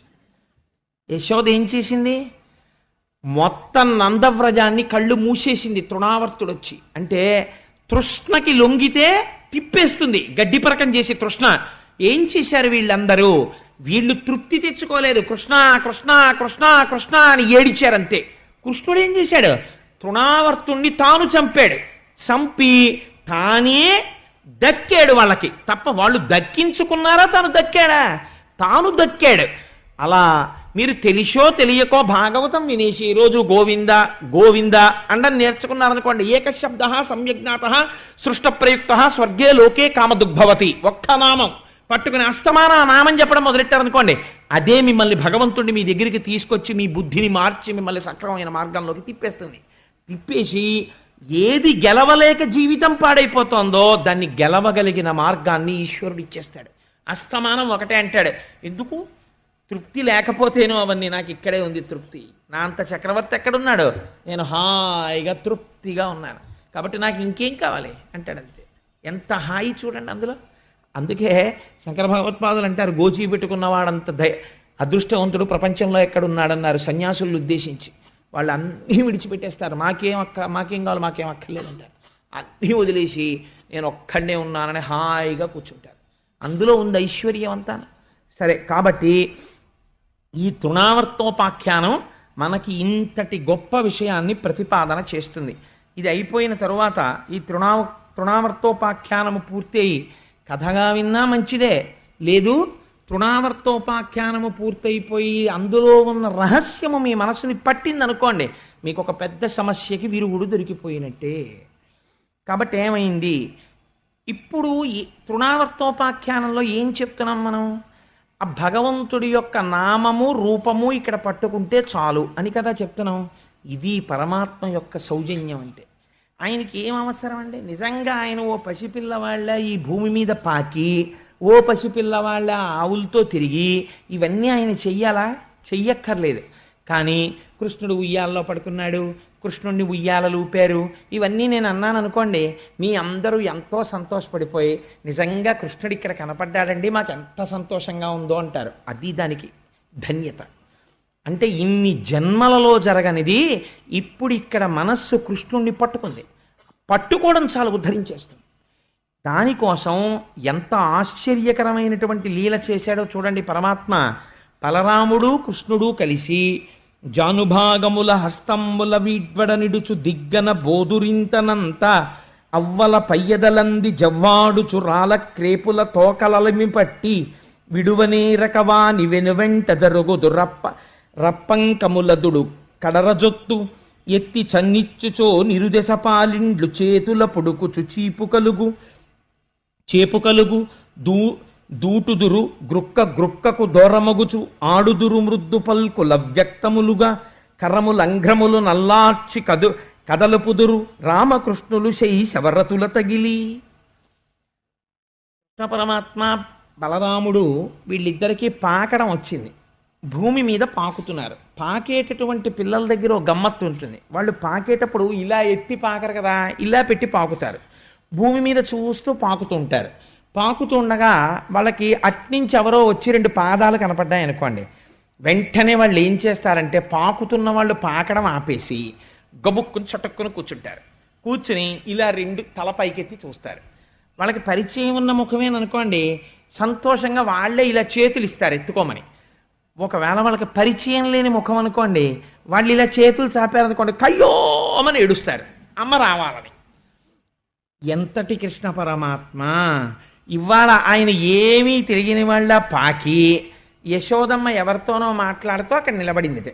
నిలబడితే ఈయన పాకుతూ పాకుతూ వెళ్ళి అమ్మ దగ్గరికి వెళ్ళి నిలబడి అమ్మని గట్టిగా పట్టుకోవాలని కోరిక ఆయనకి. ఇంకా కొత్తగా అడుగులేయడం వచ్చింది ఆయనకి. అందుకని అమ్మ దగ్గరికి పాకుతూ వెళ్ళి కూర్చుని లేవడానికి ప్రయత్నం. పిల్లలకి నడకొచ్చినప్పుడు లేస్తున్నప్పుడు చూడాలి వాళ్ళ చిత్రం. 80 ఏళ్ళు వచ్చిన వృద్ధుడు ఎలా లేస్తాడో అలా లేస్తారు. జాగ్రత్తగా ముందు పాదాల దగ్గర 2 చేతులతో పట్టుకుని ఇలా ఇలా ఇలా ఇలా పైకి తీసి మోకాళ్ళ మీద చేతులు వేసుకుని ఇలా ఒంగుని కొంచెం నడుము ఎత్తుతారు. ఒక్కొక్కసారి అలా ఉండగానే ఊగిపెట్టి ఢబేళ్ళ కనబడిపోతారు. మళ్ళీ ఇలా చేతులు మెల్లగా తొడల మీదకి తెచ్చుకుని నడుము మీదకి లేచి ఇలా నిలబడతారు. నిలబడి బుడిబుడి అడుగులు తడబడే ముందు వాళ్ళకి ఎంత సంతోషమో మేము నిలబడిపోయామని. అమ్మ ఎదురుగుందా ఉందనుకోండి, వాళ్ళకి ఇంకా కల్పవృక్షం ఉన్నట్టే. అమ్మ పమిట కొంగు గట్టిగా పట్టేసుకుని నోట్లో పెట్టేసుకుని అమ్మ కాళ్ళల్లో బుర్ర పెట్టేసి ఓ కూతలు కూసేసి ఆడేసుకుంటారు. అమ్మ ఎవరితోనో మాట్లాడ అబ్బా ఉండ్రా అంటూ ఉంటుంది. వాళ్ళ అమ్మ పమిట కొంగు ఎంత భద్రమైన వస్తువు పసిపిల్లవాడికి. అలా కృష్ణ పరమాత్మ వచ్చి యశోదాదేవి దగ్గర నిలబడి మెల్లిగా ఇలా చేతులేసి లేవలేక నిలబడిన వాళ్ళ ఇలా చేతులు చాపుతూ లేచి నిలబడి ఓ చిన్న పట్టుపంచ కట్టుకుని మెళ్ళో అమ్మేమో హారాలు వేసింది. లేచి నిలబడి ఆ యశోద పట్టుకొంగు పట్టుకుని అక్కడి నుంచి ఇంకా నిలబడదామని కాదు, బుడిబుడి అడుగులు ఇలా తడబడిపోతుంటాడు కదా, అది గట్టిగా పట్టుకుని ఇలా ఉయ్యాలా ఊపినట్టుగా ఉయ్యాలా ఊగుతున్నట్టు అమ్మ కొంగట్టుకుని ఊగుతుండేవట. ఊగుతుంటే మరి ఇలా వేసుకున్న పమిట జారిపోదు. అమ్మేమో ఒరే పమిట కొంగట్టుకుని ఉయ్యాలలో కూడా ఏమిటే అన్న పిల్లాన్ని ఇలా లాగేదిట. ఇది మెల్లిమెల్లిగా ఈ అలవాటు ఎక్కడి వరకు వెళ్ళిందంటే యశోదమ్మ చీర కొంగు పట్టుకునేవాడు. కొన్నాళ్ళు పోయిన తర్వాత అలా ఒరే పట్టుకోకు, నేను పడిపోతాను నువ్వు పడిపోతాను, గభాలను వెనక్కి తిరిగేటప్పటికి కాళ్ళు తనుకుంటా పట్టుకోకు అనేది అని వీడు పమిట కొంగు కట్టుకుంటున్నాడు. ఆవిడ ఇలా తీసి ఇలా దోపేసుకోవడం మొదలెట్టింది. అమ్మ పమిట కొంగులా మనకు ఆధారం ఏది, అది పట్టుకుని మనం ఇలా తడబడుతూ ఊగేందుకు ఏం దొరుకుతుందని చూశాడు. ఆవులు కనపడ్డాయి. వీటి తోకలు పట్టుకుంటే బాగుంటుంది అనుకున్నట్ట అనుకుని ఆక్కుంటూ ఆవు వెనకాతలకి వెళ్ళి ఆవులు ఏం అదృష్టం చేసుకున్నాయండి నిజంగా. దానికి పైగా తెల్లటి తోక నల్లటి కుచ్చు వేలాడుతుంటుంది. ఆ నల్లటి కుచ్చు అట్టుకుని జాగ్రత్తగా తోకట్టుకుని పైకి లేచేవట. తోక ఇలా మర్రి ఊడ వేళ్లాడినట్టు వేళ్లాడుతుంది. ఇంకా తోకట్టుకుని ఇటు నడవా అటు నడవా. ఆవేమో వెనక్కి అడుగులయ్యా పక్కలకు అడుగులయ్యా. ఇలా వెనక్కి తిరిగి చూస్తూ ఉండను. ఇంతలో యశోద ఏమిటి అల్లరని పైకొచ్చి చూసేటప్పటికి తోకట్టుకు ఆడుతుండేవాడు. ఉరే ఉరే ఉరే ఉరే ఆవు తోకట్టుకు ఆడుతున్నావు, దాన్ని డెక్క పెట్టి తొక్కేసిందంటే ఆ చిన్ని కాళ్ళు పచ్చడైపోతాయిరా, నీకు బుద్ధి లేదని చెప్పి తీసుకుని ఒక్కటి కొడదామని ఇలా చెయ్యెత్తి చూసి ఆయన్ని కొట్టడమే. ఆయన ముఖం వంక చూసి ఆ బుగ్గలు చూసి ఓ దొంగ నవ్వు నవ్వేసేవాడు. ఆ నవ్వు చూసి ఆ వస్తున్న పళ్ళు చూసి ఆ ఎర్రటి నోరు చూసి ఆ నల్లటి కళ్ళు చూసి ఆ గిరజాల జుత్తు చూసి ఆ 2 చేతులు ఎత్తి అమ్మ భుజాల మీద వేసేసి అమ్మ కంఠం కింద తల పెట్టేసి పకపక నవ్వేసి అమ్మ వంక ఇలా చూసి అమ్మ బుగ్గలు అట్టుకుంటే పొంగిపోయేది. అబ్బా నాకు ఇష్టయ్యా అని నాన్న అలా పట్టుకోకరా అనేదిట అని మళ్ళీ కింద దింపేస్తుండేదిట. ఇవన్నీ దేనికోసం? ఇక్కడ మనకి నిలబడ్డం కోసం ఆయన చేసిన ప్రయత్నం. ఇలా అయితే వీళ్ళు బాగా నన్ను లోపల పెట్టుకుంటారని ఇంత అల్లరి చేశాడు ఆయన అని. అలా పరమాత్మ యశోదతో ఆడుకున్నాడు కృష్ణావతారంలో. ఎంత ధన్యురాలండి నిజంగా యశోద. ఇది చెప్తుంటే పరీక్షిత్ అయ్యయ్యో కాలం వెళ్ళిపోతోంది, వెనక మృత్యు వస్తోందని భయపడలేదట. అమ్మో భాగవతం వినడం పూర్తి అవ్వకుండా వెళ్ళిపోను కదా అని బెంగపెట్టుకున్నట్ట. ఇలా శుకుడు ఆగి ఊపిరి తీసుకుంటే చెప్పండి చెప్పండి చెప్పండి అనేవట. తనకి మృత్యువు భాగవతం పూర్తవకుండా వచ్చేస్తుందేమోనని. అంటే కృష్ణ కథ ఎంత ఆనందంగా ఉండేదో ఆయనకి దశమస్కందం దగ్గరికి వచ్చేటప్పటికి. అలా ఆడుకుంటున్నటువంటి కృష్ణులు మెల్లమెల్లగా మెల్లమెల్లగా కొంచెం గబుక్కుని లేచి నిలబడ్డాం, అడుగులు వేయడం వచ్చింది. తడవాడిరి బలకృష్ణులు తడవాడిరి వారి చూచి తగరంబాదుల్ తడవాడిరరులు భయమున్న తడవాడిరి వారి చూచి మునులను వేట్కన్ అంటారు పోతన గారు. తడవాడిరి బలకృష్ణులు లేచి బుడిబుడి అడుగులు వేస్తూ తూలిపోతూ పడిపోతూ ఇలా అడుగు తీసి అడుగు వేస్తూ పెద్ద నవ్వు నవ్వుతూ వాళ్ళు తడబడుతూ అడుగులు వేస్తుంటే తడవాడిరి బలకృష్ణులు తడవాడిరి వారి చూచి తగరంభాదుల్ లోకమునకంతటికీ నడత నేర్పేటటువంటి పరమాత్మ తప్పటడుగులు వేస్తూ నడుస్తున్నాడు నందవ్రజంలో. ఏమాశ్చర్యం నిజంగా అని చెప్పి ఆకాశంలో అప్సరసలందరూ నాట్యం చేశారట. మహర్షులు అగ్నిహోత్రం వేస్తూ ఓహోహో ఏం అదృష్టం రా, ఏ పరమాత్మకి హవిస్సులు ఇస్తున్నామో ఆయన బుడిబుడి నడకలు నడుస్తున్నాడు ప్రపంచంలో ఇవాళ అని దివ్య దృష్టితో చూసి వాళ్ళు సమాధిమగ్నులైపోయేవారట. ఆయన బుడిబుడి అడుగులు చూసి రాక్షసులకి మరణకాలము దగ్గరికి వచ్చి వాళ్ళ అడుగులు తడబడడం మొదలెట్టేటే. అలాంటి తడబడుతున్నటువంటి అడుగులతో నడకలు నేర్చుకున్నట్ట. అమ్మ యశోద పొద్దున్నే లేక పుట్టిన పిల్లాడు, అందులో మహాందగాడు. ఆ పిల్లాన్ని తీసుకొచ్చి స్నానం చేసేసి పెద్ద జుత్తు ఉంగరాల జుత్తు, ఆ ఉంగరాల జుత్తు అంతా కూర్చోపెట్టుకుని, అందులో ఏమిటో తెలుసా అండి, కథలంటే ఎంత ఇష్టమో కృష్ణ పరమాత్మకి. కృష్ణకర్ణామృతంలో చెప్తారు లీలాశుకుల వారు. కూర్చోపెట్టుకుని ఆఖరికి ఉయ్యాలో ఊపేటప్పుడు పడుకునేటప్పుడు కూడా మా అమ్మ కచ్చప్పమ్మ పడుకుంటానమ్మా అనేవాడు. ఏం కథ చెప్తాన్రా అని పడుకోపెట్టి ఉయ్యాల ఊపుతో, పూర్వం ఇక్ష్వాకు వంశంలో దశరథ మహారాజు గారు ఉండేవారు, ఓ ఆయనకి 4 కుమారులు, ఓ పెద్ద కొడుకు రామచంద్రమూర్తి మహాధర్మాత్ముడు, ఓ అని ఇలా కళ్ళు పడుతుండేవి. అమ్మయ్య పడుకుంటున్నాడు అనుకునేది. ఆ రామచంద్రమూర్తి తండ్రిని సత్యవాక్యమునందు నిలబెట్టడం కోసమని 14 సంవత్సరముల అరణ్యవాసానికి వెళ్ళాడు. ఓ అన్నప్పుడల్లా గుర్తెట్టుకోండి, కృష్ణుడు అంటున్నాడు ఓ అని. ఆయన అరణ్యవాసానికి వెళ్ళిన తర్వాత సీతమ్మ తల్లిని దుర్మార్గుడైన దశకంఠుడైన రావణాసురుడు అపహరించి తీసుకుపోయాడు అనేటప్పటికీ ఆ ఉయ్యాలలో పడుకున్న కృష్ణుడు ఒక్కసారి ఉయ్యాల్లోంచి లేచి లక్ష్మణ ఇలా పట్ర ధనస్సు అన్నట్టు. ఎక్కడికి పోతుంది తత్వం, కిందటి జన్మలో రాముడు ఆయనే. అందుకని ఉలిక్కి పడిందిట యశోద. ఇదేమిటి వీడికి ఈ కథ ఇక్కడ వరకు చెప్పిన తర్వాత ధనస్సు పట్టమంటాడేమిటని వెంటనే విష్ణుమాయ కబ్బించేసి అమ్మ దగ్గర దొంగ నవ్వు నవ్వేసి మళ్ళీ పడుకునేవాడు. ఓహో ఇది రామావతారం కదా అనుకునేవట. అలా ఆ కథలు వింటుండేవాడు. ఆవిడ చక్కగా ఓ చిన్న కొప్పు ఒకటి వేసి అదంతా ఇలా పక్కలకి దువ్వేసి ఓ చిన్న తాడు కట్టి దానికి ఇప్పుడైతే ఏదో చిన్న పువ్వు పెడతారు, అప్పుడు చక్కగా ముత్యాల దండ ఒకటి చుట్టి మెడలో ఒక మంచి హారం వేసి దానికి ఒక నీల పతకం వేసి ఓ పట్టు చిన్న తువ్వాలు తీసుకొచ్చి చక్కగా ఉత్తరీయం కట్టి దానికి కుర్చీళ్ళు పెట్టి గోచీ పోసి కట్టేసి కాళ్ళకి కంకణాలు పెట్టి ఆ మంజీరములు మోగుతుంటే కృష్ణుణ్ణి విడిచిపెట్టి నాన్న ఆడుకో అని ఓ చిన్న వేణువిస్తే ఆ వేణు ఊదుకుంటూ తిరుగుతుండేవాడు ఇంట్లో అంతా. ఒక రోజున పాకుతూ మట్టిలోకి వెళ్ళి పడుకున్నాడు. పోతన గారు ఎంత దర్శనం చేశారో తెలుసా అండి. శివరాత్రికి ముందు రోజు మనం ఈ పద్యాలు వినగలగడం ఈశ్వరుని యొక్క అనుగ్రహం. నేనేం కావాలని తేలేదు, అవే వచ్చాయి.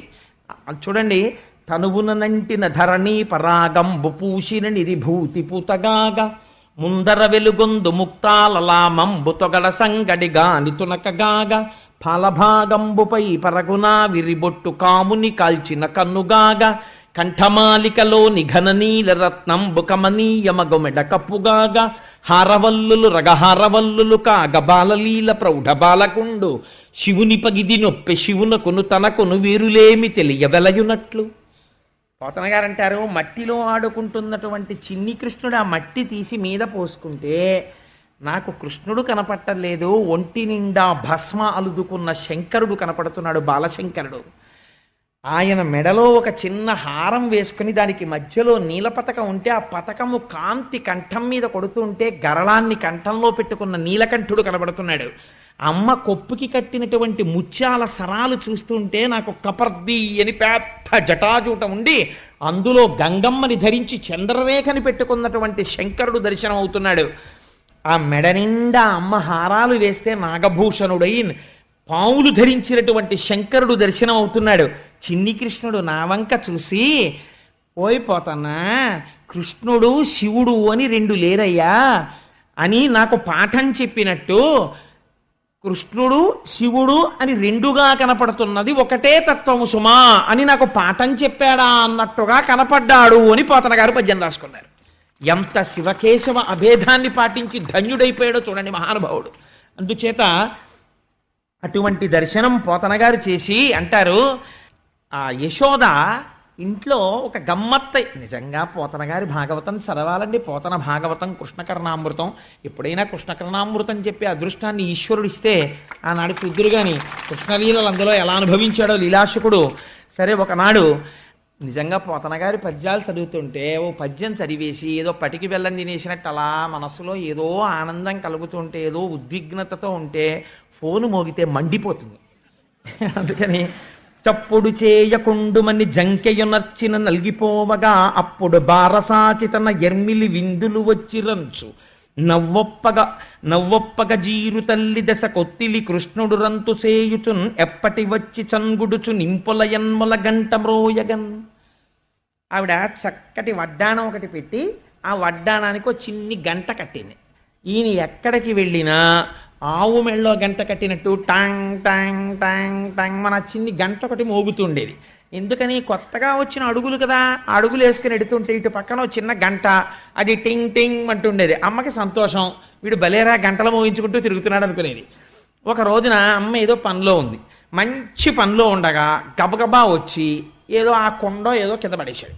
కింద పడేస్తే కోపం వచ్చి చప్పుడు చేయకుండుమని జంకెయనొచ్చిన అలిగిపోవగా ఆ భుజం గట్టిగా పట్టుకుంది.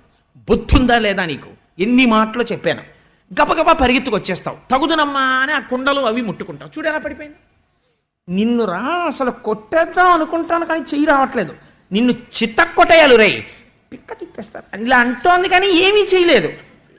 ఎంత చిత్రం అంటే అది ఆ అన్నమాచార్యుల వారు పరవశించిపోతారు. ఏమిటండి ఆ కీర్తన, ఆ అమ్మవారి ఆ కన్నుల చివర జలధి కన్యాపాంగలలితే క్షణములోన కలసి వెలుగుచునున్న తజ్జలంబితడు జలజాసొని వదన జలది మధ్యమునందు అలరు వెలువడిన పరమామృతంబితడు ఈతడకిలంబునకు ఈశ్వరుండై సకల లోకములతో పొలయువాడితడు అంటారు కదండి. అదే కదా, అలా ఆయన మహానుభావుడు అమృత స్వరూపం, అమృత భాండమైన ఈ లోకములంతటా నిండి ఉన్నవాడు. ఇవాళ ఏమీ తెలియని గొల్లపిల్లవాడిలా యశోద పక్కన తిరుగుతున్నాడు. ఎంత కొట్టేస్తాను ఎంత తిట్టేస్తానంటే మాత్రం చేతులు వస్తాయా? 33 కోట్ల మంది దేవతలు దీనికే ముక్కున వేలేసుకుంటున్నారు ఆవిడ ఇంటి చుట్టూ తిరుగుతూ. ఏమదృష్టం అసలు యశోదని. చెయ్యి పట్టుకొని ఒరే నీ పిక్క తిప్పేస్తానని ఆ తొడ దగ్గర ఇలా చెయ్యి పెట్టేటప్పటికే ఆ మెత్తటి అమ్మా అని ఇలా పెట్టేవాడు మొహం అనేటప్పటికీ ఆ మొహం చూసి ఆ ఎరుపెక్కిపోయిన బుగ్గలు చూసి ఆ వస్తున్న 2 పైనో 2 పళ్ళు కిందో 2 పళ్ళు ఆ పళ్ళు చూసి అమ్మకి జాలేసేసి ఈ మాట మళ్ళీ దగ్గరికి రా నీ పని చెప్తాను అనేటప్పటికి అంతే కోపం వచ్చేసింది. ఇప్పుడు కొత్తగా నడవడం ఒకటి వచ్చింది. ఎలా ప్రవర్తించేవాడంటేట అమ్మ ఇలా దెబ్బలాడగానే చప్పుడు చేయకుండుమని జంకెయొనర్చిన అల్గిపోవగా టింగ్ టింగ్ టింగ్ టింగ్ అని గంట మోగుతూ ఫైర్ ఇంజన్ లాగా గంభీరంగా అడుగులు వేసేసుకుంటూ కోపం అనమాట అదంతా. ఇలా చేతులు వెనక్కి పెట్టేసుకుని గబగబా వెళ్ళిపోయి నేను ఆడుకోను, నేను ఎక్కడికి వెళ్ళను, నేను నీ దగ్గరికి రాను, నేను ఇలాగే కూర్చుంటాను అని గొంతు కూర్చుని ఇలా కూర్చునేవాట. కూర్చుంటే ఎంతసేపు కూర్చుంటాడో చూస్తానని చెప్పి తన పని తను చేసుకుంటున్నట్టుగా ఇలా చూస్తుండేది. ఇలా కూర్చుని నన్ను పట్టించుకోవట్లేదని కోపం వచ్చేసి అని ఇంకా ఏడి చేయడానికి డొక్కలు ఎగరేసేస్తుండేవాట. ఆ బుగ్గలు అదిరిపోతా. అమ్మ చూసి లేక లేక పుట్టినవాడు చూడు ఎంత కోపం వచ్చేసిందో, ఈ మాట అన్నందుకు వెళ్ళిపోయి ఇలా ఓ మూల కూర్చుని ఇలా మూటి మీద వేలేసేసుకుని అంటున్నాడు అని పుట్టిన ఏం చూడనట్టుగా ఎంత వర్ణన చేశారండి.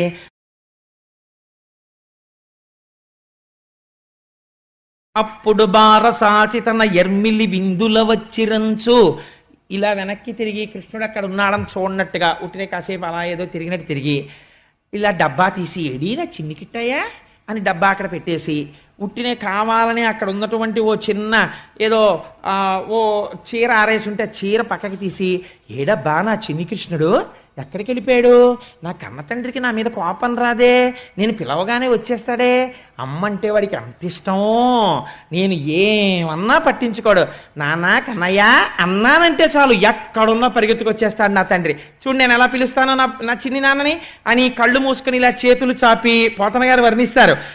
అప్పుడు బారసాచితన ఎర్మిలి పరమ ప్రేమతో కళ్ళు మూసుకుని ఇలా చేతులు చాపి వచ్చేస్తున్నాడు వచ్చేస్తున్నాడు వచ్చేస్తున్నాడు చిన్ని కిట్టయ్య వచ్చేస్తున్నాడు చిన్ని కిట్టయ్య వచ్చేస్తున్నాడు అనేటప్పటికి ఆ మూల ఇలా కూర్చున్నవాడు ఇలా చేయి తీసేసి ఇలా నవ్వేసి పొంగిపోయి పరిగెత్తుకుంటూ టింగ్ టింగ్ టింగ్ టింగ్ టింగ్ టింగ్ వినపడిపోతుంది వచ్చేస్తున్నాడని. వచ్చేసి అమ్మ రెండు చేతుల్లో పడిపోయి అమ్మ వచ్చేసానమ్మా నీ కన్నయ్యన వచ్చేసాననేవాట. అనేటప్పటికీ నాకు తెలిసిన నువ్వు వచ్చేస్తామని పొంగిపోయి ఆ ఆనందంలో పాలు చేపుకొచ్చేసి ఒళ్ళో పడుకోబెట్టుకుని పాలు ఇచ్చేసేది. ఏమీ తెలియని వాళ్ళ పాలు తాగేసి అమ్మ వంకు ఇలా ఓ దొంగ చూపు చూసేసి సంతోషపడిపోయి టింగ్ టింగ్ అని గంట కొట్టుకుంటూ బయటికి వెళ్ళిపోయేవాడు.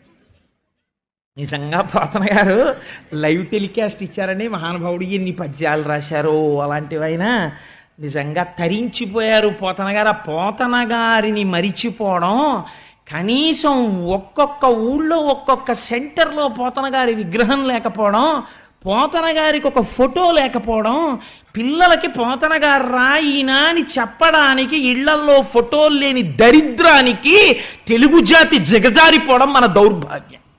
అంతటి మహానుభావుడైన అమ్మ దగ్గర ఇంత అమాయకంగా నటించిన వాడు అమ్మని మభ్యపెట్టి వల్లవ గృహనవనీతములెల్లను భక్షించి వచ్చి ఎరుగని భంగిన్ తల్లిగదిసి చిట్టాడుచు అల్లనచను బొవ్వ పెట్టు అవ్వాయనుచున్ అందరిళ్లలోకి వెళ్ళిపోయేవాట. ఇప్పుడు అమ్మ ఇంకా నమ్మేసింది కదా, అందుకని వెళ్ళిపోయి గబగబా అన్ని ఇళ్లలో ఉన్న వెన్న నెయ్యి అన్ని తినేసేవాడు. తినేసి ఆయనది ఏం సామాన్యమైన పచ్చండి, అందులో అన్ని లోకాలు ఉన్నాయి. అమ్మ నమ్మకుండా ఉండాలని మూతంతా తుడిచేసుకునేవాట. బయటే శుభ్రంగా ఆడుకుని వచ్చిన వాళ్ళు ఆ మట్టి అవి చేతులకి ఒంటికి బాగా పూసేసుకుని బయటే ఒరే గుప్చిప్ ఎవరు చెప్పకండి అనేవాడు అని ఆ ఆకులకి అలమలకి తుడిచేసేవాడు. ఆవులకి రాసేసేవాడు ఆ వెన్న నెయ్యిని రాసేసి ఇంట్లోకి వస్తూనే ఒంటి తలుపులు అవన్నీ మధ్యలో ఇలా అడ్డంగా ఉండి ఆ తలుపు ఇలా తోస్తా అమ్మ ఆకలేసేస్తోందమ్మా బువ్వ పెట్టమ్మా అమ్మ నాకు బువ్వ పెట్టమ్మా అంటూ ఇంట్లోకి వచ్చేవాడు. అమ్మ అనుకునేది పాపం ఎంత ఆకలిస్తుందో, ఇందాక ఎప్పుడో పాలు తాగి వెళ్ళిపోయాడు పిల్లాడు, చెప్పి దానన్నా బువ్వ పెడతాను అని చెప్పి నీకోసం పప్పు వండాను, నీకోసం చక్కెర పొంగలు వండాను అని అన్నీ కూర్చోపెట్టి కలిపి నోట్లో పెడితే కథ చెప్పు తింటాననేవాడు. మళ్ళీ ఇదోటి లంచం ఓ కథ ఏదో. అప్పుడు స్వామి మత్స్యావతారం ఎత్తారు అంటే ఏమీ తెలియని వాళ్ళ అంటూ గుటుక్కు గుటుక్కు గుటుక్కుని మింగేస్తే అంతా పెట్టేసి ఏ గొల్ల కాంతలో వచ్చి చూసేశారేమోనని ఆవిడికి బెంగ. ఆఖరణ ముద్దు ఇలా ఉప్పు తీసేసి ఇరుగు దృష్టి పొరుగు దృష్టి వాళ్ళ దృష్టి వీళ్ళ దృష్టి అన్ని పటాపంచలు అయిపోవాలని తీసుకెళ్ళి వీధిలో పారేసి నాన్న మూతి కడిగేసుకొని మూతి కడిగేసి కాసేపు బొజ్జ పైకొచ్చింది దృష్టి తగులుతుంది అందుకని చెప్పి పై వరకు కట్టేసుకుని పడుకో కాసేపు అని పడుకోబెట్టేసి ఏం చేసి వచ్చాడు, ఊళ్ళో వెనలని తినేసి వచ్చాడు. ఈ పిచ్చి తల్లి అనుకునేది పాపం నేను పెట్టిన బువ్వే తిన్నాడు బొజ్జ పైకి వచ్చిందని దృష్టి తగిలేస్తుంది అనుకునేది ఈవిడే. ఎంత నిజంగా ఎన్ని విన్యాసాలు చేశాడండి దశమస్కంధంలో. ఈలోగా రావలసిన వాళ్ళందరూ రానే వచ్చేసారు. శివరాత్రి నాడు భక్తులు గుడికి వచ్చేసినట్టు వచ్చేసారు అందరూ. వచ్చేస్తే ఆవిడ అనుకుంది ఏమిటి ఇంతమంది వచ్చారు ఇవాళ మధ్యాహ్నం మా ఇంటికి టీవీలో ఏమైనా సీరియల్లా ఏమిటి అనుకుని ఏమిటమ్మా మీ అందరూ వచ్చారు అని అడిగేది. అడిగేటప్పటికి పడుకోమంది కదా లోపల అని రెండని ఆవిడకి ఏం తెలిసి ఎందుకు వచ్చారో రండి కూర్చోండి అంది అమ్మలక్కాలని అని తను కూడా కూర్చుంటే ఆయన వచ్చి చక్కగా కృష్ణ పరమాత్మ అమ్మ నేను నీ దగ్గరే పడుకుంటానమ్మా అని చెప్పి ఒళ్ళోకి వచ్చి పడుకుని ఎప్పుడూ అమాయకత్వం ఒకటి అమ్మ పవిట కొంగు తీసి వేలుకు చుట్టేసుకుని ఇలా నోట్లో పెట్టుకు చప్పరిస్తున్న వాళ్ళ మాట్లాడుతుంటే వాళ్ళ వంక అమ్మ వంక చూస్తుండేవాడు. మీరు చూద్దరు కానీ నేను అబద్ధం చెప్పట్లేదు, పద్యాలు చూద్దరు కానీ మీరు అలా పడుకుంటే అదో సంతోషం. కొడుకు ఒళ్ళో పడుకున్నాడని సంతోషంగా వచ్చిన వాళ్ళందరినీ ఏమిటమ్మా మీరందరూ ఇలా వచ్చారు అని అడిగింది. ఇంకా కంప్లైంట్ సెల్ మొదలు గ్రీవెన్స్ సెల్. ఈవిడికి ఆ సంగతి తెలియదు పాపం. ఈయన ఏ ఇంట్లో తిన్నా వెన్న నెయ్యి తింటాడు. మీరు ఇది బాగా జ్ఞాపకం పెట్టుకుంటే నేను ఒక రహస్యం చెప్పేసి ఆ చోరలీల గురించి వర్ణన చేస్తాను.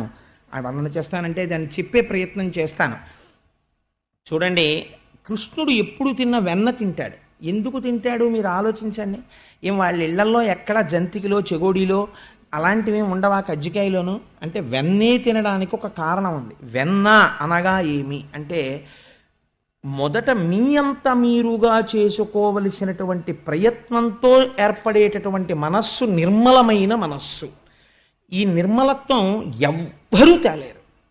మీ అంతట మీరు ఈశ్వర కథాశ్రవణం చేసి భగవంతుణ్ణి మనస్సుకి ఆలంబనమిచ్చి రాగద్వేషాలకు అతీతంగా మనస్సుని ప్రశాంతంగా ఉంచుకోవాలి. ఇలా నిర్మలంగా ఉన్నటువంటి మనస్సుని పాలకుండ అని పిలుస్తారు. ఆయన మనస్సు పాలకుండండి అంటారు. నిర్మలమైన మనస్సే పాలు. ఇప్పుడు ఈ నిర్మలమైన మనస్సు అలా నిలబడుతుంది. నిలబడ్డంలో ఇప్పుడు దీనికి ఈశ్వరుణ్ణి తీసుకొచ్చి మీరు ఆలంబనం ఇచ్చారనుకోండి, అది పొంగిపోవడం మొదలెడుతుంది. భక్తితో కూడిన కర్మాచరణము, ఎంతో సంతోషమైనటువంటి పూజ చేయడం మొదలు పెడతారు. పూజ ఎప్పుడూ బర్డెన్ కాకూడదు. పూజ చేస్తుంటే దానికి పొంగు రావాలి. అబ్బా మళ్ళీ చెయ్యాలనిపించాలి తప్ప భగవంతుడి కోసం ఏదైనా వదిలేస్తాననేంత పూనికి రావాలి. అలా ఉండాలి పూజ అంటే. మీరు చూడండి, వెంకటాచల సుప్రభాతంలో ఒక మాట ఉంటుంది. తద్గో పురాగ్రశిఖరాన్ని నిరీక్షమాణాః స్వర్గాపవర్గ పదవీం పరమాం శ్రయంతః మర్త్యా మనుష్య భువనే మతిమాశ్రయంతే శ్రీవేంకటాచలపతే తవ సుప్రభాతం అని.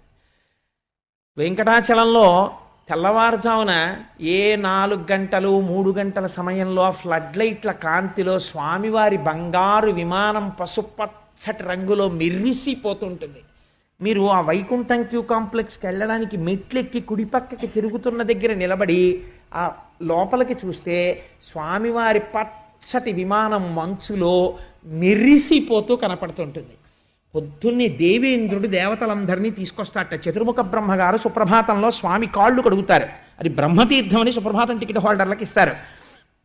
అప్పుడు దేవతలందరికీ దర్శనం ఇప్పిస్తాడు ఇంద్రుడు. వెళ్ళి చూసి రండిరా అంటాడు. యోషా గణైన విరదగ్ని విమధ్యమాని ఘోషాలయేషు దిమంధన తీవ్ర ఘోషాః. కృష్ణావతారాన్ని గుర్తు చేస్తారు అందులో. తంత్రీ ప్రకర్ష మధుర స్వనజా విపంచ గాయత్యనంత చరితం తవ నారదోపి భాషా సమద్గమ సత్కృత్కరచారు రమ్యం. నారదాది మహర్షులు వచ్చి కీర్తనలు చేస్తుంటారు. ఈ దేవతలందరూ లోపలికెళ్ళి స్వామి దర్శనం చేసుకుని పొంగిపోయి ఆనంద నిలయంలోంచి బయటికి వచ్చాక ఇంద్రుడు ఒక్కొక్కడిని పిలుస్తాట. రండి రండి రండి రండి, టైం అవుతోంది, ఎవడి స్ట్రీట్లోకి వాడు వెళ్ళాలి, పదండి పదండి అంటట. అంటే ఇప్పటి వరకు ఇంద్రుడి దగ్గర ఇలా అణకవుగా ఉన్న వాళ్ళు అంటారట, వెళ్ళవా మేము రాం, అవతలకి మేము రాం అంటారు. ఏమిటి రోయ్ రానంటున్నావు? దేవలోకంలో పోస్ట్ అది పోతుంది తెలుసా?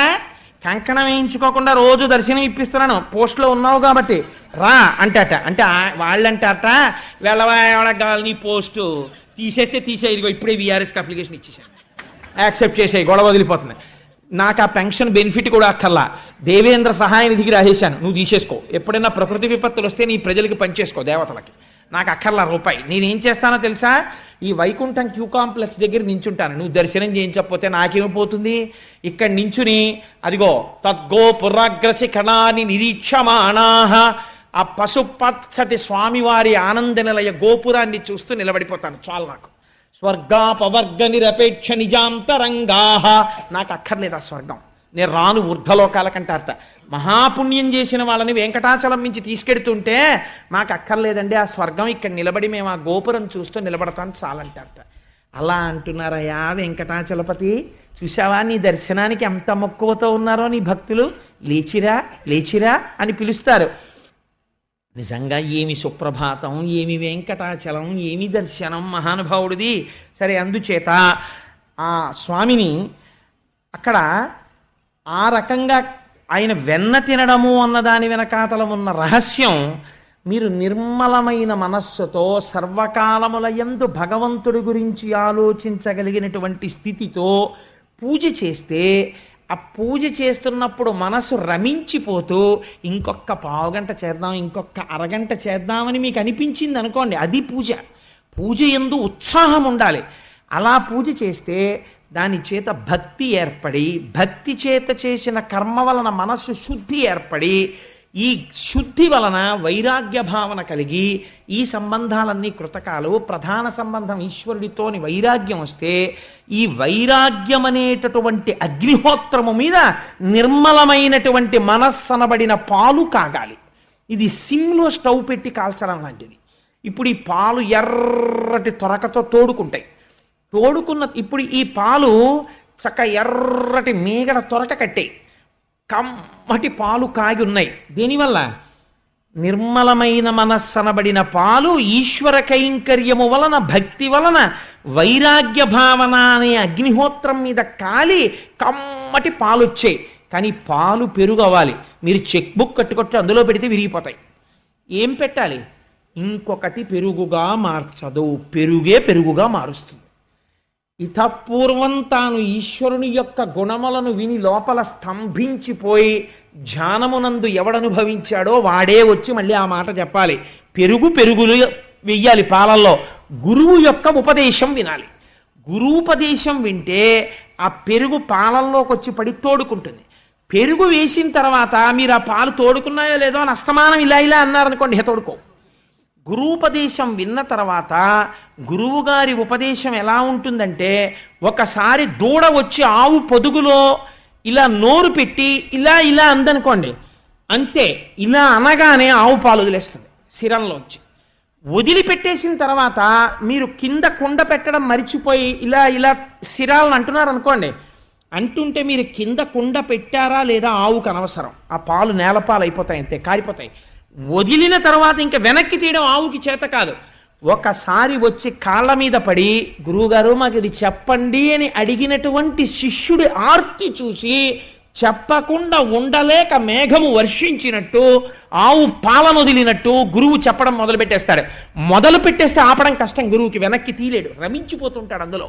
అలా రమించిపోతున్నటువంటి గురూపదేశాన్ని కదలనికుండలా పట్టాలి. పడితే ఈ పెరుగులోక పెరుగు పడాలి. పడితే తోడుకుంటుంది ఈ పెరుగు. గురువు ఎలా ఉంటాడో అలా శిష్యుడు తయారవుతాడు. అందుకే సదాశివ సమారంభాం శంకరాచార్య మధ్యమాం అస్మదాచార్య పర్యంతాం వందే గురు పరంపరాం. అది పరంపరాగతంగా వెడుతుంది ఆ గురు పరంపర. గురువు వెనక గురువు తయారవుతాడు. అలా తోడుకుంటుంది ఇప్పుడు ఈ పెరుగు. తోడుకున్న పెరుగు బాగా గట్టిగా తోడుకున్న తర్వాత ఇప్పుడు మీరు ఒక పని చెయ్యాలి. ఇతపూర్వం గురువులు చెప్పినటువంటి మాటల్ని ఈ చెవితో విని ఈ చెవితో వదలడం కాకుండా వారు చెప్పినటువంటి మాటల్ని లోపల బాగా తిప్పాలి. ఈ తిప్పడమే మననం అనేటటువంటి కవ్వము. ఇది తిరుగుతుంటే ఈ పెరుగు చిలుకుతుంది. ఇదే యోషా గణేన వరదగ్ని విమధ్యమాని ఘోషాలయేషు దిమంధన తీవ్ర ఘోషా. పై సుప్రభాతానికి కాదు లొంగేది, ఆయన లేచొచ్చేది. దేనికి లొంగుతాడో తెలుసా అండి? ఇక్కడొస్తున్న చప్పుడికి లేస్తాడు. గురువుల వలన తాను విన్న విషయాన్ని బ్రాహ్మీ ముహూర్తంలో కూర్చుని ఇక్కడ మనసు పెట్టి చిలికి ధ్యానం చేస్తుంటే ఈ చప్పుడు ఈశ్వరుడికి వినపడుతుంది. ఎలా లేచొస్తాడు అంటే, ఆ లేచి వచ్చేటప్పుడు అసలు నేను ఇలా రావచ్చా అన్నది కూడా మర్చిపోయి లక్ష్మీ మహీతద నిరూప నిజానుభావ నీలాది దివ్య మహిషీకర పల్లవానాం అటువంటి పాదాలతో రాత్రి లక్ష్మీదేవిని కౌగిలించుకొని పడుకున్నప్పుడు ఆవిడ యొక్క స్తనముల మీద ఉన్న కస్తూరి తన ఒంటి మీద అంటుకుని ఉండగా, అయ్యో నేను ఇలా రాకూడదన్నది కూడా మరిచిపోయి ఉత్తరీయం కప్పుకోవడం మరిచిపోయి వచ్చేస్తాడు. భక్త పరాధీనుడైపోతాడు. ఇలా రావడానికే సుప్రభాతం పూర్తవగానే మనం ఒక శ్లోకం చెప్తుంటాం. ఒక అద్భుతమైనటువంటి శ్లోకం, దాంతోనే ప్రారంభం అవుతుంది స్వామి దర్శనం యథార్థానికి మంగళం. ఆ శ్లోకంలో విజయీ భవ వెంకట శైలపతే, అప్పుడు పొంగిపోయి భక్తుడు కోరిక అడగడు, స్వామి నీకు విజయమగుగాక అంటాడు. అలా ఈశ్వరుణ్ణి చూసి పొంగిపోయేటటువంటి హృదయం ఏర్పడుతుంది. ఇది మననం అనేటటువంటి కవ్వంతో చిలుకుతారు. చిలికితే ఇప్పుడు ఏమైంది? ఈ లోపల నుంచి వెన్న పైకి వస్తుంది, తేలుతుంది పైకి. ఈ వెన్నకి 2 లక్షణాలు ఉంటాయి. ఈ వెన్న అగ్నిహోత్రం మీద పెడితే కరిగి నెయ్యి అవుతుంది. నీటిలో కాని మజ్జిగలో కాని వేస్తే తేలుతుంది. ఈశ్వరుడి నుంచి దూరం అవ్వాలంటే తన రూపమే నాశనం అయిపోతుంది, ఉండలేడు ఇంకా. భగవత్ సంబంధమైన జ్ఞానం అనేటటువంటి అగ్నిహోత్రం తగిలితే ఇప్పటి వరకు పాలలోనే ఉన్న పైకి కనపడని నెయ్యి ఇప్పుడు పైకి వస్తుంది. చిట్ట చివరి దశ. నెయ్యి ఎక్కడుంది? పాలలో ఉంది. పాలని నెయ్యిగా మీరు తీసుకురావాలంటే ఇదంతా జరగాలి. నేతిని పాలు చెయ్యండి, ఇక అవదు. ఒకసారి బ్రహ్మజ్ఞానమును పొందేసిన తర్వాత ఇంకా తాను వెనక్కి వెళ్ళడిగా. తాను ప్రారబ్ధం అయిపోయేంత వరకు శరీరంలో ఉండి, ఇది సంకెళ్ళు వసుదేవుడు తగిలించుకోవడం. శరీరము పడిపోతుండగా సంతోషంగా అమ్మయ్యా వదిలిపెట్టేశానని. అందుకే రమణులకి చిట్ట చివరిలో అనారోగ్యం వస్తే గుడారమునందున్న ఏనుగు అనేవారు. ఎంత తొందరగా వదిలేద్దామా అని కురిడి అయిపోయిన కొబ్బరికాయ పెంకు వదిలినట్టు విడివడి ఉంటాడు లోపల. ఇది పడిపోతుంటే అమ్మయ్యా నాకు అవధులు తొలగిపోయాయని అనంతమైన బ్రహ్మమునందు కలుస్తాడు. ఇటువంటి వెన్న, అపారమైన ప్రేమ ఏది ఉన్నదో ఈ ఆత్మజ్ఞాన స్వరూపమైన వెన్న నెయ్యి కాదు. ఇంకా ఇది కరగాలి అంటే బుకిష్ నాలెడ్జ్ అంటారు. నేను లోపల ఉన్నది, ఈ నేను ఆత్మ. నాలాంటి వాడు ఏదో ఓ మాట చెప్పాడు అనుకోండి, నేను ఆత్మజ్ఞానిని అయిపోయినట్టే దాని అర్థం. ఇది అపరోక్షానుభూతి కింద మారాలి, ఆత్మ దర్శనం అవ్వాలి. ఈ దర్శనం అవ్వడానికి నిధిధ్యాసనములోనికి వెళ్ళాలి. అంటే అత్యంత ప్రశాంతమైన ప్రదేశమునందు కూర్చుని ఈ వెన్న మళ్ళీ ఎందుకు పనికొస్తుంది అంటే ఎవ్వరికీ పనికిరాదు ఈ లోపలి వెన్న. ఇది ఈశ్వరుడికే పనికొస్తుంది. ఈ తలంపుల్ని పట్టుకెళ్ళి 5 రూపాయలకో 10 రూపాయలకో అమ్ముకోవడమో, ఇన్సెంటివ్ ఇవ్వడమో, ప్రమోషన్ ఇవ్వడమో ఇవ్వడు. పైగా ఒక స్థితిలో ఏమైపోతుందో తెలుసా అండి, లోకానికి పనికిరాని వాడిగా కనపడతాడు. ఆయనకి ఏం అక్కర్లేదండి, ఏమిటో ఎప్పుడు ఏదో తలుచుకుంటూ సంతోషపడిపోతూ అలా కూర్చుంటాడండి అంటారు. కానీ ఇప్పుడు ఈ వెన్న ఒక్క ఈశ్వరుడే తింటాడు, అన్యులు తినలేరు దాన్ని. ఇక్కడికొచ్చి తినడమే గోపకాంతల ఇళ్లల్లోకి వెళ్ళి కృష్ణుడు వెన్న తినడము. అప్పుడు ఆ భక్తి, ఆ వెన్న కృష్ణ స్పర్శ చేత జ్ఞానముగా మారుతుంది. అది నెయ్యి. ఈ నెయ్యి యజ్ఞమునందు పడుతుంది అంటే హవిస్సుగా మారుతుంది. ఈ శరీరము పడిపోయి పునరావృత్తి రహిత శాశ్వత శివ సాయుధ్యమునకు పొందుతాడు. ఇది కృష్ణుడు వెన్న తినడం అంటే. అంతేకాని చేతకాక పని లేక అవతారాన్ని స్వీకరించి వాళ్ళింట్లోకి వీళ్ళింట్లోకి వెళ్ళి వెన్నలు దొంగతనం చేసి తిన్నాడని దాని అర్థం కాదు. ఆంతరమునందు విచారణ చెయ్యాలి, ఎందుకు వెన్న తిన్నాడు. దీన్ని నవనీత చౌరత్వము అంటారు. అందుకే కృష్ణావతార ఘట్టంలో నేను అసలు మర్చిపోయాను, లేకపోతే గోపాలకృష్ణ గారికి చెప్పుంటూ ఉండేవాడిని, ఇవాళ వెన్న ప్రసాదం పంచిపెట్టండి ఏం చెప్పుంటూ ఉండేవాడిని. అందుకని చెప్పి అసలు ఆ వెన్న ప్రసాదంగా స్వీకరించడం వెనకాతల ఉన్న రహస్యం అది. ఇప్పుడు మీరు వినండి, చాలా అందంగా ఉంటాయి పైకి. మీరు విన్నంత మాత్రం చేత చాలా హాయిగా నవ్వేసుకుంటూ విన్నా సరే మిమ్మల్ని ఉద్ధరించేస్తాయి ఆ లీలలు. ఒకవేళ మీరు హాయిగా నవ్వుకుంటూ మళ్ళీ లోపల గంభీరమైన రహస్యాన్ని తెలుసుకుంటే ఇంకా ఉద్ధరించేస్తుంది ఆ లీల. కాబట్టి చూడండి ఎంత చిత్రంగా ఉంటుందో. ఇప్పుడు ఎక్కడికి వెడతారు? మళ్ళీ ఒక్కసారి వెనక్కి వెళ్ళండి. ఎక్కడికి? ఇతపూర్వం యశోద కూర్చుంటే చక్క అమ్మ పెట్టిన అన్నం అంతా తినేసి వచ్చి అమ్మ ఒళ్ళో పడుకుని, అమ్మ పవిట కొంగు వేలుకు చుట్టుకుని ఇలా నోట్లో పెట్టుకుని వచ్చిన వాళ్ళ వంక అమ్మ వంక, వచ్చిన వాళ్ళ వంక అమ్మ వంక చూస్తున్న కృష్ణుడు పడుకున్న యశోద దగ్గరికి రండి. ఇప్పుడు ఆ వచ్చిన గోపకాంతలందరూ చెప్తున్నారు. ఒక ఆవిడంది, బాలురకు పాలు లేవని బాలింతలు మొరలు పెట్టపక పకన గియా బాలుండాలము చేయుచు ఆలకు గ్రేపులను విడిచి అంబోజాక్షి. ఒక ఆవిడంది, అమ్మా నువ్వు ఏమిటో పెద్ద మా అబ్బాయిని పొంగిపోతున్నావు, కానీ మీ అబ్బాయి ఎలాంటి పనులు చేస్తున్నాడో తెలుసా? బాలురకు పాలు లేవని బాలింతలు మొరలు పెట్ట, తల్లిపాలు లేకపోతే ఆవు పాలు పడతారు. బాలింతలు అయ్యో పిల్లాడికి పాలు పడదామని చెప్పి ఇంక సాయంకాలం అవుతోంది అనుకునే సమయంలో మీ పిల్లవాడు వచ్చి ఆవుల పాలు ఈ వీళ్ళకి దక్కకుండా దూడలను వదిలేసేవాడు. ఆ దూడలన్నీ వచ్చి శుభ్రంగా ఆవుల పాలు తాగేస్తుంటే ఎదురుగుండా చెట్టు కొమ్మ ఎక్కి కూర్చుని అయ్యయ్యో కృష్ణ దూడలను వదిలేసావా అని మేమందరం బాధపడుతుంటే చక్కగా నవ్వుతూ కూర్చునేవాడు ఆ చెట్లు ఎక్కి, మాకు దొరకడం. కాబట్టి బాలురకు పాలు లేవని బాలింతలు మొరలు పెట్టపక పకన గియా బాలుండాలము చేయుచు ఆలకు గ్రేపులను విడిచే అంబోజాక్షి. ఇందులో మీరు ఒక్కసారి ఆలోచన చేస్తే మీకు అర్థమైపోతుంది, అది పెద్ద విశేషం, దీని గురించి వివరణ అక్కర్లేదు. మీరు విన్నవాళ్ళే ఈ తప్పూర్వం చాలామంది. మనకి మన కుటుంబం వరకే మన కుటుంబం, నా కొడుకే నాకు కొడుకు, నా కూతురే నాకు కూతురు, ఈ భావన మనకుంటుంది. పక్కింటి వాళ్ళ అబ్బాయి తినలేదనుకోండి, నాకేం కావాలి, వాళ్ళ నాయనగారు చూసుకోవాలనుకుంటాను. ఈశ్వరుడో ఆయన జగద్భర్త, ఈ లోకమంతటికి ఆయన తండ్రి. కాబట్టి ఇప్పుడు ఏం చేస్తున్నాడు? రెండు పనులు ఏకకాలమునందు చేస్తున్నాడు. ఆవు దూడలంటే ఉపనిషత్తులు, వాటిని పోషిస్తున్నాడు. ఈశ్వరుడు ఉపనిషత్ జ్ఞానాన్ని పోషిస్తాడు.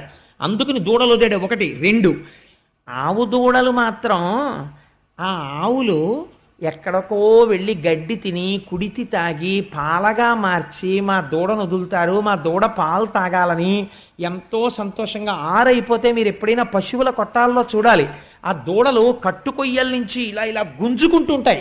ఆ తల్లుల వంక చూసి వదిలిపెట్టమని తొందరగాను అంబే అంబే నరుస్తుంటాయి. అవేమో అంబా అంబా అని ఆ గడ్డి తినకుండా ఈ దూడల వంక చూసి తొందరగా వచ్చేయమని. దీనికో కట్టు దానికో కట్టు. పాపం అది ఊడదీసుకు రాలేదు. ఆ చిన్ని దూడలైతే ఇలా మడకి ఉరేసేసుకున్నట్టుగా ఇలా ఉంటాయి.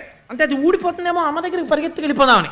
ఆఖరికి ఆ యజమాని వస్తాడు. వచ్చి ముందు ఆవు దగ్గరికి వెళ్ళాడు, దూడ దగ్గరికి వెళ్ళి ఆ దూడ మెడలో ఉన్నటువంటి ముడు వదిలేస్తాడు. వదిలేయగానే దూడ పరిగెత్తుకుంటూ వెళ్ళిపోతుంది అమ్మ దగ్గరికి. మీరు అసలు ఆ సన్నివేశం చూడాలండి. ఎంత పరిగెత్తుకుంటూ వెళ్ళిపోతుందంటే చెంగు చెంగున గెంతుకుంటూ పరిగెత్తుకుంటూ వెళ్ళిపోయి అమ్మ పొదుగులో మూతి పెట్టేసి 3 మాటలు గబ గబ గుద్దేసి ఆ శిరాన్ని ఇలా నోట్లో పెట్టుకుని నాలికి ఇలా మడత పడేటట్టుగా పట్టుకుని చప్పరించి తాగుతుంటే ఆర్తితోటి ఇలా నురగలు వస్తుంటాయి. అంత తాగుతుంటే పొంగుతో ఆవిలా పక్కకి తిరిగి దాన్ని నాలికతో నాకుతూ తన వాత్సల్యం అంతా దూడ మీద చూపించి పాలు వదిలేస్తుంది. 2 గుక్కలు ఇది ఇంకా ఆకలి తీరదు. మనం ఆ దూడను లాగేసి స్తంభానికి కట్టేసి వీడి గిన్నెలోకి పితికేస్తుంటాడు వీడి పిల్లాడి కోసం. దాని దూడ దాని పిల్ల కాదు, నీ పిల్లడు నీకు ఎక్కువ, దాని దూడ నీకు తక్కువ. కానీ ఆ అరగంట ఆవు ఎంత క్షోభ అనుభవించిందో. ముందు అది కొంచెం కడుపు నిండిపోయిన తర్వాత ఆ దూడ కడుపు నిండా తాగింది. ఇంకింతకన్నా ఆవు దూడ ఎక్కువ పాలు తాగితే వాతం చేస్తుంది. అప్పుడు తెచ్చి కట్టి నువ్వు పాలు పెతుక్కో, ధర్మం అయిపోతుంది. ఏమో పాలన్ని ఇస్తుందో ఇవ్వదో, నా పిల్లాడికి ఉంటాయో ఉండవో, మిగిలితే దూడ తాగుతుంది, లేకపోతే ముందు నా పిల్లాడికి ఉండాలి. ఎంత క్రౌర్యం నీకు! ఈశ్వరుడికో ఆ ఆవు తన బిడ్డే, ఈ దూడ తన బిడ్డే, అందుకు ఆయన వదిలేడు. నువ్వు ఆయన్ని వంక పెట్టడం ఎందుకు? నువ్వా దొంగవి, ఆయన దొంగ. ఆయన దొంగ కాదు, నువ్వు దొంగ. నీ దొంగతనం దాచుకుని ఆయన ఎందుకు దొంగతనం చెప్తున్నావు నువ్వు? చోరలీలా అని ఎవరి దొంగ బ్రతుకు వాళ్ళది బయట పెడుతున్నాడు స్వామి. అందుకని బాలురకు పాలు లేవని బాలింతలు మొరలు పెట్టపక పకన గియా బాలుండాలము చేయుచు ఆలకు గ్రేపులను విడిచే అంబోజాక్షి పడతి నీ బిడ్డడు మా కడవలలో నున్న మంచి కాగిన పాల పడచులకు పోసి చిక్కిన కడవలపో నడిచే ఆజ్ఞ కలదో లేదో. ఇంకో ఆవిడంది ఎంత దెప్పి పొడిచిందో చూడండి. అంటే you don't have any discipline, నీకు అసలు క్రమశిక్షణ లేదమ్మా. మీ పిల్లాడికి ఎలా వస్తుంది? ఎక్కడి నుంచి వస్తుంది? ఏం చేశాడో తెలుసా? మా ఇంట్లో పాలన్నీ కుండల్లో ఎర్రగా కాచాం. అందులో గ్యాస్ స్టవ్ మీద గిన్నెలో కాచుకోవడం వేరు. ఎప్పుడైనా పల్లెటూళ్ళలో కుండలో పాలు పిడకల మీద కాచిన పాలు చూడాలి, ఏమి కమ్మతనమో ఆ పాలు, ఆ పెరుగు. అందుకని అటువంటి పాలు ఎర్రటి తెట్టు కడితే అట్లాంటి పాలు చక్కగా గోరువెచ్చగా ఉంటే పిల్లలందరినీ తీసుకుని చప్పుడు లేకుండా ఇంట్లోకి వచ్చేసి కుండలు ఎత్తేసి గుడుగుడు గుడుగుడు గుడుగుడు గుడుగుడు పాలన్నీ తాగేసి పోని వెళ్ళిపోయాడా. ఆ కడవలన్నీ కింద బారేసి వాటిని తొక్కుకుంటూ అడుగులేసుకుంటూ వెళ్ళిపోయారు బోర్లించేసి. పాలు పోయే, కడవలు పోయే. ఇది ఎక్కడ పిల్లాడమ్మా? పడతి నీ బిడ్డడు మా కడవలలో నున్న మంచి కాగిన పాల పడచులకు పోసి చిక్కిన కడవలపో నడిచే ఆజ్ఞ కలదో లేదో. ఒకరికి పెట్టడం అన్నది అసలు లేకుండా ఎప్పుడు తన కోసమే దాచుకునే వాళ్ళ ఇంట్లో ఐశ్వర్యాన్ని ఈశ్వరుడు ఎలా తీసేస్తాడో ఎవరికీ తెలియదు. సిరిదా వచ్చిన వచ్చును సలలితముగ నారికేళ సలిలము భంగిన్ సిరిదా పోయిన పోవును కరిమింగిన వెలగ పండు కరణిని సుమతి. ఏనుగు వెలగపండు మింగుతుంది, ఎలా మింగిందో అలా బయటకు వదిలేస్తుంది. అదేట్రా వెలగపండు కన్నం కూడా లేదు, అయ్యయ్యో లోపల గుజ్జు జీర్ణం అవ్వలేదని పగల కొడితే లోపల ఇంత ఉండదు, జీర్ణం అయిపోతుంది. ఎలా జీర్ణం చేసింది పగలకుండా డిప్ప? ఏనుక్కి తెలియాలి. ఇలా పెట్టడం రాని ఇంట్లోంచి అలా తీసుకెళ్ళిపోవడం లక్ష్మీదేవిని నారాయణుడికి తెలుసు. నిశ్శబ్దంగా తీసుకెళ్ళిపోతాడు.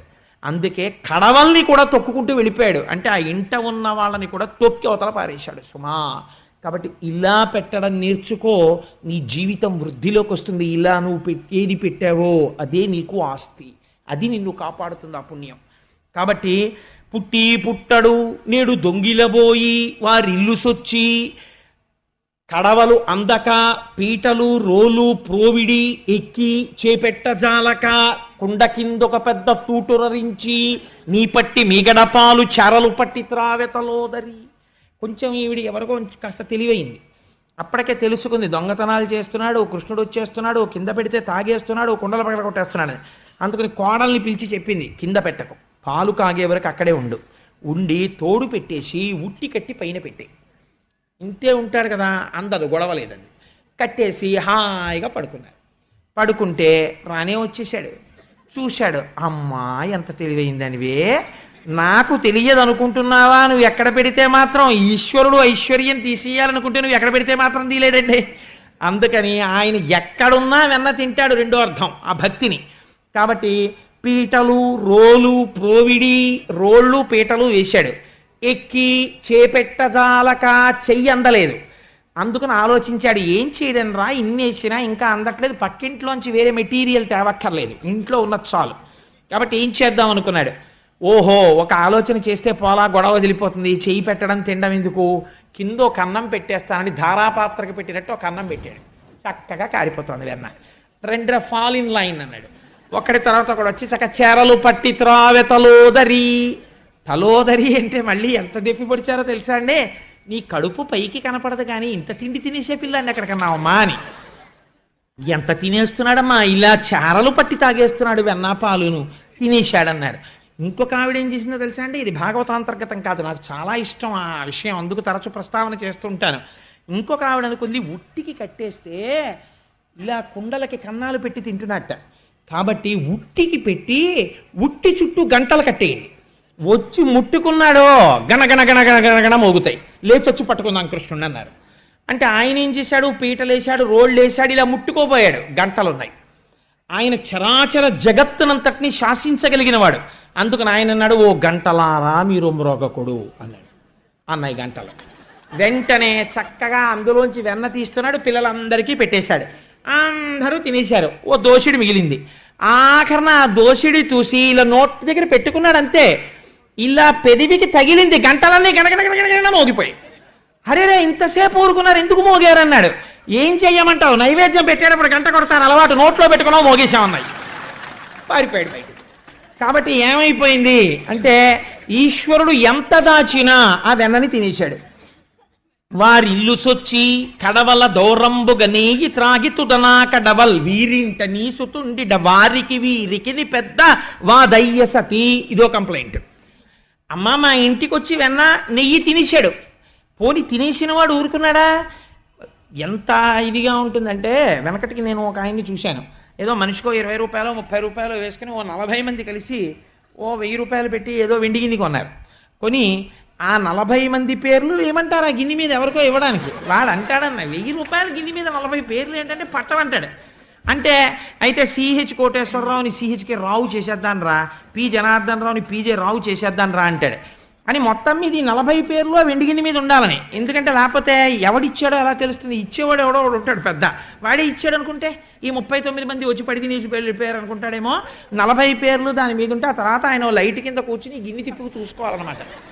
అందుకని అంత చిత్రంగా ఉంటుంది ప్రపంచం. అందుచేత దేవాలయమే కాబట్టి ఇక్కడే చెప్పించాడు భాగవతం పరమాత్మ, లేకపోతే ఎందుకు చెప్పిస్తాడు? కాబట్టి ఆయన అక్కడికి వచ్చి పరమాత్మ ఆ కుండల మీద పేర్లు ఉంటాయి, ఏ ఇంటి వాళ్ళ పేర్లు ఆ ఇంటిలో, ఆ వెన్న తినేసి వెళ్ళిపోలేదు. కొన్ని ఇళ్లలో ఈ ఇంట్లో కుండ పట్టుకెళ్ళి ఆ ఇంట్లో పెట్టి వెళ్ళిపోయాడు. వెళ్ళిపోతే వాళ్ళు లేచి వచ్చి మా ఇంట్లో వెన్నంతా పోయింది, నెయ్యి అంతా పోయిందని పక్కింట్లో కనపడ్డాయి కుండలు. అన్నా మీరే పట్టుకుపోయారు మా కుండలని వాళ్ళు వీళ్ళు జట్టి ఆడుకుంటున్నారు. మేము ఎక్కడ పట్టుకొచ్చాం, మాకెందుకు కర్మ, ఎవడట్టుకొచ్చాడో మాకేం తెలుసని. ఈయన ఎదురుగుండా వీధిలో రోడ్డు మీదే ఆవుల్ని చక్కగా గడ్డి పెట్టి తోవుకుంటున్నట్టుగా నవ్వుకుంటున్నాడు. ఎందుకు ఈ లీల అంటే ఒక్కొక్కడికి అహంకారం. పక్కన ఒక పేదవాడు అన్నం లేకుండా సొమ్మసిల్లి పడిపోయినా తాను మృష్టాన్న భోజనం చేసి పట్టించుకోకుండా వెళ్ళిపోగలడు ఒక్కొక్కడు. ఎందుకంటే నిర్దయ. అయ్యో వాడాకలి నా ఆకలి ఒకటే, పోన్లే వాడికి నాతో సమానంగా మృష్ణాన్న భోజనం పెట్టకపోవచ్చు, విషయ పట్టాడు అన్నం కాస్త అతనికి పెట్టు అనలేడు. ఇలాంటి వాడి ఐశ్వర్యాన్ని తీసేయడమే కొండ ఇక్కడ పెట్టడం. రేపు పొద్దున్న ఈ పుర్రే ఇక్కడ పుట్టింది అనుకోండి, వాడి బతుకేమిటి? ఈ పుర్రి ఇక్కడికి రావచ్చుగా ఆయన తలుచుకుంటే. కాబట్టి పేదవాణ్ణి చూసి పరిహాసం చేస్తే నీ పుర్రె అక్కడ పెట్టగలను, ఆ పుర్రె ఇక్కడ పెట్టగలను, జాగ్రత్త సుమా. ఒక పాఠం నేర్పాడైన అని.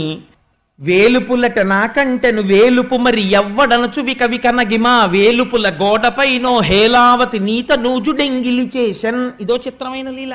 ఇంకొక ఆవిడంది, ఆవిడకి భక్తి ఎక్కువ, ఆవిడ కర్మిష్టి. ఆవిడకి అంతా ఎంత భక్తి ఎంత కర్మ అంటే మడిబట్ట ముట్టుకున్నారో ఆవిడకి ఇంకా చాలా కోపం వచ్చేస్తుంది. ఈ పూజ చేసుకునేటప్పుడు ఇంట్లో భర్త అయినా సరే, ఉసే షుగరే, కోమాలోకి వెళ్ళిపోతానే, ఒంటిగంట అయిపోయిందే, ఇంత ప్రసాదం పెట్టవే, పోనీ అవసర నైవేద్యం పెట్టి చచ్చిపోతానే అన్నా సరే ఈశ్వరుడికి నైవేద్యం అవ్వాలి, మీకు పెట్టను అని ముందు నైవేద్యం.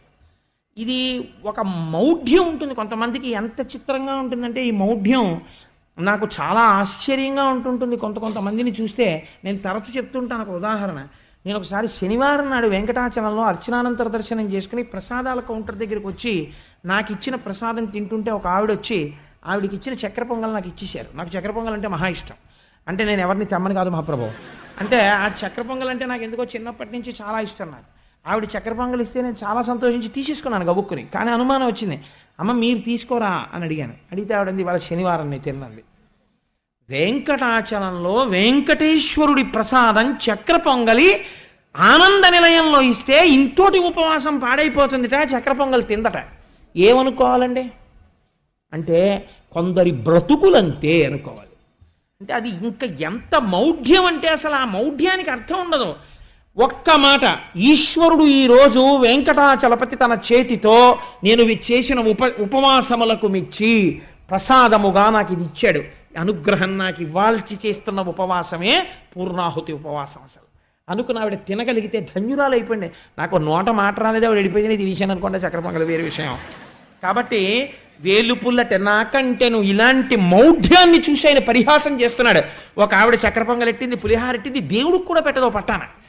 అవన్నీ కప్పేసి ఓ స్తోత్రం మీద స్తోత్రం, ధ్యానం మీద ధ్యానం, ఒక్కొక్కళ్ళకు ఉంటుంది 46 స్తోత్రాలు చదవాలి.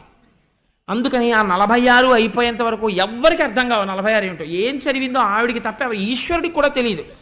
ఇలా విని సరస్వతీదేవిని తీసుకొచ్చి ఆవిడ ఏం చదువుతోందో చెప్పమ్మా అంటే సరస్వతీదేవి ఇలా విన్నా కూడా అర్థం కాదు. ఎందుకంటే విశ్వం ఒకటే తెలుస్తుంది మనకి. ఆ తర్వాత ఎప్పుడో వనమాలి గదీశాంగి అర్థం ఉంది, లోపల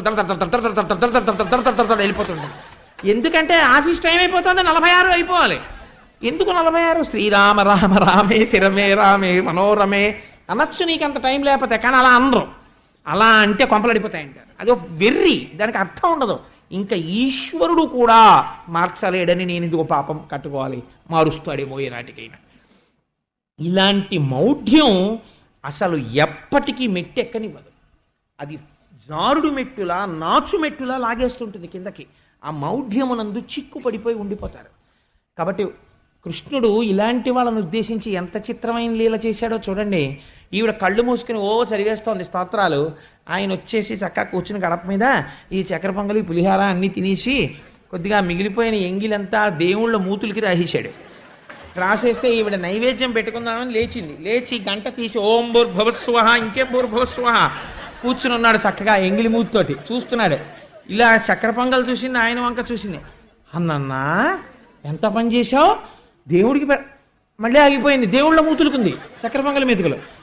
ఆవిడికి దేవుడు తిన్నా ఆయన మూతికి ఎంగిలి. అందుకని ఒరే నువ్వేనా పూసేసావు అంది. ఆయన అన్నాడు వేలుపుల్లట నాకంటే నువ్వు వేలుపు మరి ఎవ్వడనచు విక వికనగిమా, వేలుపుల గోడపైనో హేలావతి నీత నూజుడు ఎంగిలి చేసెన్.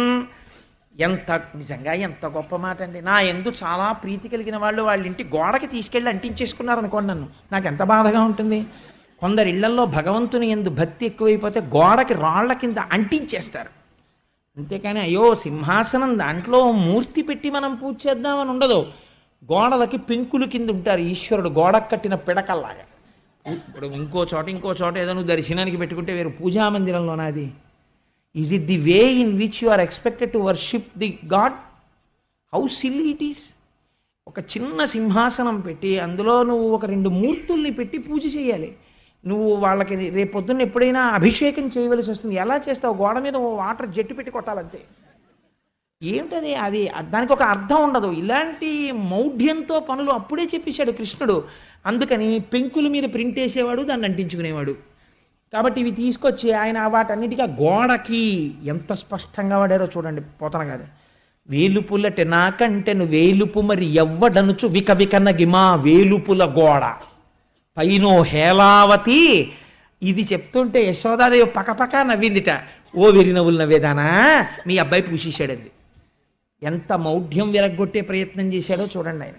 సరే, అందుచేత బాబు నేను ఇది ఏదో లీల చెప్పాను కానీ రేపు పొద్దున నా చొక్కా పట్టుకోకండి, మా ఇంట్లో ముందండి అని నేను ఒక్కొక్కసారి ఒక్కొక్క ఇంటికి వెళితే మీరు మా పూజా మందిరంలోకి రాకండి అన్నారు ఒకసారి ఒకళ్ళు. అంటే నేను ఆశ్చర్యపోయాను. అదేంటంటే నేను స్నానం అవన్నీ చేశాను, అదేంటి నన్ను రావద్దంటున్నారు అన్నాను. అంటే మీరు ఉపన్యాసాల్లో చెప్పేవి కొన్ని మా ఇంట్లో ఉంటాయండి, మీరు అక్కడి నుంచి మళ్ళీ ఏ స్టేజ్ మీదో చెప్తారేమో భయం, అందుకని చూడకండి అన్నారు. నాకు అదో చిన్న బలహీనత, స్టేజ్ మీదే గుర్తొస్తుంటాయి నాకు. అందుచేత ఎలా ఉంటుంది ప్రపంచం అంటే ఇలాంటి దాన్నే పరమాత్మ విమర్శించి చూపించారు. అది మార్చుకోమని కానీ కోటేశ్వరారు చొక్కా పట్టుకోమని కాదు. కాబట్టి ఇంకొక చోటుకి వెళ్ళారు. వెళ్ళి ఆ ఇంట్లోకి వెళ్ళి శుభ్రంగా ఉన్న వెన్న తినేసి కోడలి మూతింజరిమిన కోడలు ముచ్చనుచు అత్త కొట్టెల తాంగి. ఇంకో చిత్రం ఏమిటో తెలుసా అండి, వారి ఇల్లు సొచ్చి కడవల దూరంబుగా నెయ్యి త్రాగి ఆ నెయ్యంతా తినేసి వెళ్ళిపోయే ముందు అత్త కోడలు కలిసి పడుకుని ఉన్నారు. ఆ కోడలి మూతికి నెయ్యి రాసి వెళ్ళిపోయారు ఆయన. పొద్దున్నే నిద్ర లేవగానే అత్తగారు కడవల వంక చూసుకుంది, నెయ్యి లేదు. కోడలు మూతి వంక చూసింది, నెయ్యి ఉంది. ఆసి ముచ్చ రాత్రి తినేసావా నెయ్యి అంతాను అని కోడల్ని పట్టుకుని చావగొట్టేసింది. ఎందుకంటే అది ఇలా ఈయన నవ్వుతున్నాడు కిటికీలోంచి చూసి. అంటే అత్త కోడలకి నేర్పవలసినటువంటి గొప్ప ధర్మం ఒకటి ఉంటుంది. ఐశ్వర్యము దేని వల్ల పెరుగుతుంది? ఇంటికొచ్చిన మహాత్ముల్ని ఆదరించడంలో పెరుగుతుంది. ఆయన వచ్చినప్పుడు అత్తగారు ఇంటికి యజమానురాలెవరో ఆవిడే తీసుకెళ్ళి ఇవ్వాలి ఆయనకి. అయ్యా మీరు తీసుకోండి అని ఒక పండో ఫలమో ఇవ్వాలి. లేదా తర్వాత ఐశ్వర్యం ఎవరి వల్ల నిలబడాలి?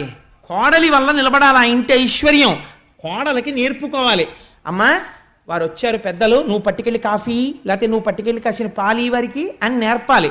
అది నేర్పుకోలేదనుకోండి, ఇగో ఆయన వచ్చినప్పుడే తలుపేసేయకుండా కనపడుతుందేమో అని దాచేశారనుకోండి, కోడలకి ఇది అలవాటు అవుతుంది.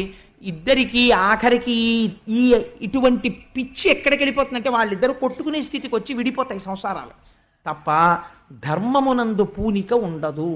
కాబట్టి అత్త కోడల్ని సంస్కరించుకోవాలి. తండ్రి దానం చేసేటప్పుడు కొడుకుని పక్కన పెట్టుకోవాలి. కొడుక్కి కూడా అలవాటై రేపు వృద్ధిలోకి వస్తాడు. అది మహాధర్మం. అది నేర్పారు స్వామి. అలాగే ఇమ్మగువ తన్నువాకిట గుమ్మరుచో చీరి నిలుపుకొని పేరడగన్ కెమ్మోవి కొరికి వడిజన ఈ బాలుడు జగతిని మున్నిట్టి బిడ్డ చక్కంబడనే. ఇంకో ఆవిడంది, అమ్మ మా అమ్మాయి ఏమో వీధిలో నించుంది, సాయంకాలం నించుని చక్క తల నిండా పూలెట్టుకుని అలా నిలబడ్డం కూడా ఎంత హొయలుగా నిలబడిందంటే గడపకి ఇలా భుజం వాల్చి కుడికాలు మీద నిలబడి ఎడంకాలు ఇలా అడ్డంగా వేసి కృష్ణుడిలా త్రిభంగిలా నిలబడి ఆ జడిలా తిప్పుకుంటూ నిలబడి అలా వెళ్ళిపోతుంటే కృష్ణుని అబ్బాయి ఇలా అంటే ఆయన చాలా యువర్స్ మోస్ట్ ఒబీడియంట్లీ కింద ఉంటాడు. గవగబా ఇలా చేతులు కట్టుకుని లోపలికి వచ్చాడు. మీ పేరేమిటాయ్ అంది ఇలా నిలబడి. ఆయన చూశాడు, చూసి అన్నాడు ఇలా రా చెప్తానన్నాడు.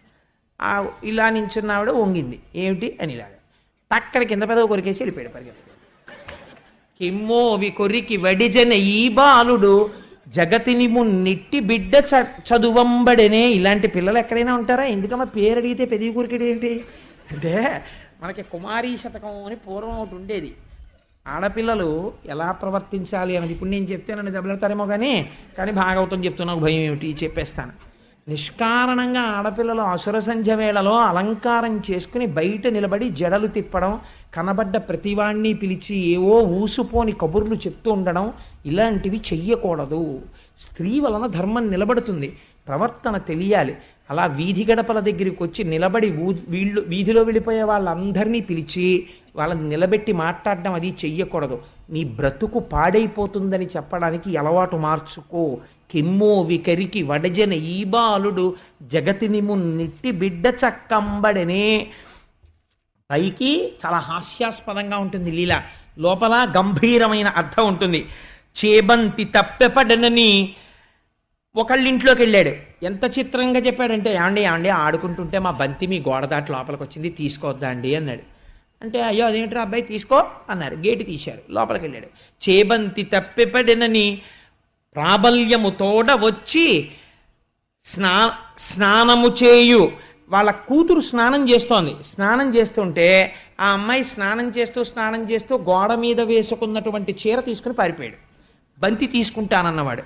ఎందుకు అలాంటి పని చేయడం అంటే, చేబంతి తప్పెపడినని ప్రాబల్యము తోడ వచ్చి భవనము వెనుకన్, ఆ భవనము వెనకాతల ఉన్నటువంటి స్నానాల గదిలో స్నానం చేస్తున్న ఆడపిల్ల యొక్క వలువలు తీసుకుని పారిపోయాడు.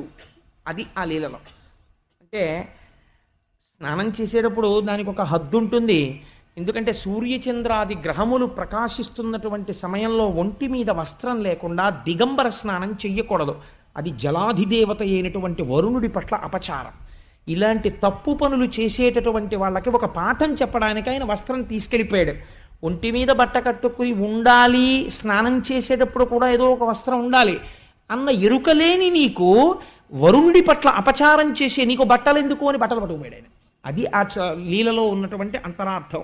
దానివల్ల మనం ఒక ప్రయోజనాన్ని తెలుసుకోవాలి, ఒక మర్యాద తెలుసుకోవాలి. కొడుకులు లేరని వకసతి వగవగ తన్ను మగనిగా గైకొనినన్, కొడుకులు కలిగెదరనిపై పడినాడిది వినుము శిశువు పనులే తల్లి. వెళ్ళిన కొద్దీ కొంచెం కఠినంగా ఉంటాయి, మీరు విశాల హృదయంతో వినండి. ఎందుచేత అంటే ఆ లీలలు చాలా గొప్ప లీలలు, విని తీరవలసినటువంటి లీలలు. ఏదో ఆడవాళ్ళందరూ మధ్యాహ్నం భర్తలందరూ వెళ్ళిపోయారు, అందరూ కూర్చుని మాట్లాడుకుంటున్నారు. పాపం అందులో ఒక కోడలు బయటికి వచ్చింది. వస్తే అయ్యో పాపం పెళ్ళి అయిపోయి 3 ఏళ్ళో 4 ఏళ్ళో అయిపోయింది, కడుపున కాయలేదమ్మా ఈ పిల్లకి అని మాట్లాడుకుంటున్నారు. మాట్లాడుకుంటుంటే బయటకు వచ్చినటువంటి కోడలు కళ్ళమ్మట నీళ్లు పెట్టుకుని లోపలికి వెళ్ళి కూర్చుంది. కృష్ణ పరమాత్మ చూశారు. గబగబా లోపలికి వెళ్ళి ఆవిడ దగ్గరికి వెళ్ళి నిలబడి, ఆ కొడుకులు లేరని ఏడుస్తున్నావా, మీ ఆయన్ని నమ్ముకుంటే కొడుకులేం పుడతారు, నన్ను మీ ఆయన్ని చేసుకో పిల్లలు పుడతారు అన్నారు. ఇది వినడానికి చాలా కాఠిన్యంతో ఉంటుంది ఈ మాట, కానీ అసలు అంతరార్థం ఏమిటో తెలుసా అండి? సంతానరహితముగా ఉండిపోవడానికి ఏదో ఒక భయంకరమైనటువంటి పాపము ఉంటే ఈశ్వరుడు సంతానమును ఇయ్యడు.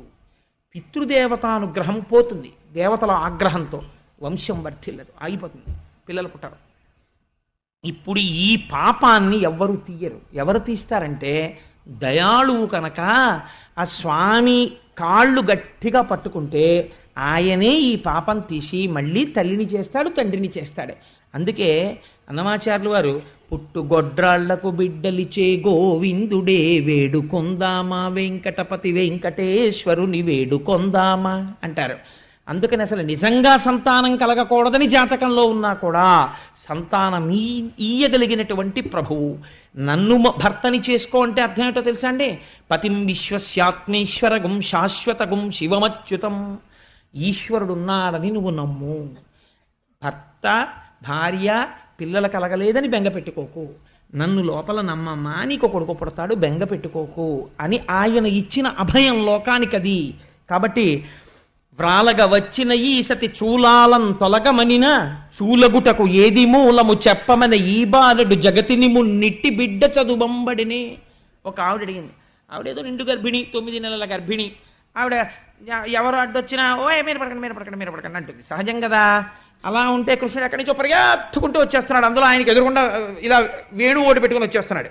వచ్చేస్తుంటే ఆవిడంది మీరు పడుకుంది అంటే టక్క నాగి ఎందుకు పడకూడదు అన్నాడు. ఇదో ఆయన ఏమైనా అడిగితే మళ్ళీ ప్రశ్నేస్తాడు, ఎందుకు పడకూడదు అన్నాడు. ఎందుకు పడకూడదు ఏమిట్రా, నేను నీళ్ళు వేసుకున్నాను నిండి చూలాలని అంది ఆవిడ. నువ్వు చూలాలి ఎలా అయ్యావు అన్నాడు. అందుకని వాళ్ళు ఆవిడ వచ్చి ఇదే చెప్పింది. వ్రాలగ వచ్చిన ఈసతి చూలాలం తొలగమనిన చూలగుటకు ఏది మూలము చెప్పమని ఈ బాలుడు జగతిని మున్నిట్టి బిడ్డ చదువంబడనే. ఇలా ఎవరైనా పిల్లలు అడిగారా? ఏమిటమ్మా పిల్లాడు అడగడం అని అడిగారు. అడిగితే ఇందులో రహస్యం ఏమిటో తెలుసా అండి? నేను చూలాలినయ్యాను, నేను గర్భవతినయ్యానని అహంకరించకు. అందుకే గర్భిణిగా ఉంటే భాగవతం వినండి, సుబ్రహ్మణ్యేశ్వరుడి ఉత్పత్తి వినండి అంటారు. అది ఈశ్వరానుగ్రహము. కేవలము సృష్టి ఆనందహేతు అయితే ఆ తరువాత లోపల ఒక బుడగ నీరేడు గింజలా అయితే, మీకు కపిల గీతలో చెప్పాను కదా గర్భోత్పత్తి, లోపల తలని చేసి పుర్రె చేసి వెంట్రుకలు పెట్టి రోమకూపాలు పెట్టి చర్మం పెట్టి రక్తం పెట్టి జీవుణ్ణి పంపి ఇవన్నీ ఎవరు చేస్తున్నారు? ఈశ్వరుడు చేస్తున్నాడు. నన్ను తొలగమంటా ఏమిటమ్మా, నేనే తొలగిపోతే నీకు గర్భం ఎక్కడుంది? మీద పడకంటా ఏమిటి? నేను నీ గర్భంలోకి ప్రవేశించాను కాబట్టే నువ్వు తల్లివి కాబోతున్నావు. కాబట్టి గర్భిణి అయిన స్త్రీ తండ్రి కాబోతున్నవాడు ఇది ఈశ్వరానుగ్రహమని నమస్కరించవలెను, వంశం పెరుగుతోందంటే అని స్వామి ఒక చక్కటి మాట మనకి నేర్పారు. కాబట్టి మగువా నీ కొమరుడు మా మగవారటు పోవ చూచి మంతనమునకున్ తగజీర పొందునడిగెను పడతీ ఈ చిన్ని కుర్రడల్పుడ చెప్పుమా. ఒక ఆవిడొచ్చింది, ఇంతకు ముందు అసలు కనీ విని ఎరగమమ్మా, నందవ్రజంలో మగవాళ్ళందరూ ఆవుల్ని దూడల్ని తోలుకెడిపోయారు, ఆడవాళ్ళందరం అక్కడ కూర్చుని మాట్లాడుకుంటున్నాం, మీ పిల్లాడు ఎక్కడి నుంచి వచ్చాడు అన్నాడు. ఏమిటన్నాము? ఏదో మంచినీళ్ళు ఏదో కావాలని దామనిద్దరం ఆడుకుందాం అన్నాడు. ఇలా ఎవరైనా అంటారా అమ్మా అన్నారు. అంటే ఇందులో ఒక అందమైనటువంటి లీల ఉన్నది. ఏమిటంటే సూర్యుడు ప్రకాశిస్తూ ఉండగా పగటిపూట రాత్రి జరిగినటువంటి విశేషాల్ని, దాంపత్య సంబంధమైన విషయాల్ని బహిరంగ చర్చలు చేయకూడదు. సూర్యప్రకాశం ఉన్నంతసేపు ఈశ్వరానుగ్రహాన్ని అనుసంధానం చెయ్యాలి. కాబట్టి అదే పనిగా అటువంటి మాటలు చర్చించుకోవడం, ఇట్లాంటి విషయాలు మాట్లాడుకునే అలవాటున్న వాళ్ళ దగ్గరికి వెళ్ళి పరమాత్మ మీది వ్యభిచార బుద్ధి, ఎందుకని అది దాంపత్యమునందు అది ఒక భాగమని అర్థం చేసుకోకుండా 24 గంటలు అదే రంధితో మాట్లాడుకునేటటువంటి మీరు పశుతుల్యులు అని చెప్పడానికి, మీకు అదే క్రీడ, మీ జీవితానికి ఇంకొకటి లేదని ఒక బుద్ధి చెప్పాడు. ఇంకంతకన్నా నేను దాని గురించి వ్యాఖ్యానం చెయ్యను. కాబట్టి నా కొడుకును నా కోడలు ఏకతమున్న పెనగ పాము నీతడు వేయినవన్ కోకలెరుంగక పారిన కూకలిడెన్ నీసు తుండుగుణమెగుణాఠ్యా. పైకి చాలా కఠినంగా అనిపిస్తాయండి, చెప్పకపోతే జీవితంలో తెలియవు. దేశం పాడైపోవడానికి, కుటుంబాలు పాడైపోవడానికి కారణాలన్నీ ఆ లీలల్లో ఉన్నాయి. అందుకని నేను చెప్తున్నాను, ఇవి పరమ పవిత్ర పాలకొండ లాంటి మనస్సుతో మీకు చెప్తున్నాను ఈ లీలలు. ఇదేంటే నా కొడుకును నా కోడలు ఏకతమున్న పెనగా మిట్ట మధ్యాహ్నం వేళ ఆవిడ కొడుకు కోడలు అమ్మ బయట పడుకో అని తలుపేసి వాళ్ళిద్దరూ దాంపత్య సుఖాన్ని అనుభవిస్తున్నారు. చూశాడు కృష్ణ పరమాత్మ. ఎక్కడి నుంచి పట్టుకొచ్చాడో పావునో దాన్ని పట్టుకొచ్చాడు. కిటికీలోంచి ఆ పావును తీసి వీళ్ళ మీద పారేశాడు. పారేసేటప్పటికి ఒంటి మీద నూలుపోగు లేదు, పాము వచ్చేసింది. ఆ పావును చూసి భయపడి వీళ్ళు తలుపులు తీసుకుని బయటకు వచ్చేసారు. వచ్చేగానే ఊరుకున్నాడా, లౌడ్ స్పీకర్లా అరిచాడు, ఓయేమో రెండు రెండు రెండు రెండు అన్నాడు. అందరూ వచ్చి బయటకు వచ్చి చూశారు.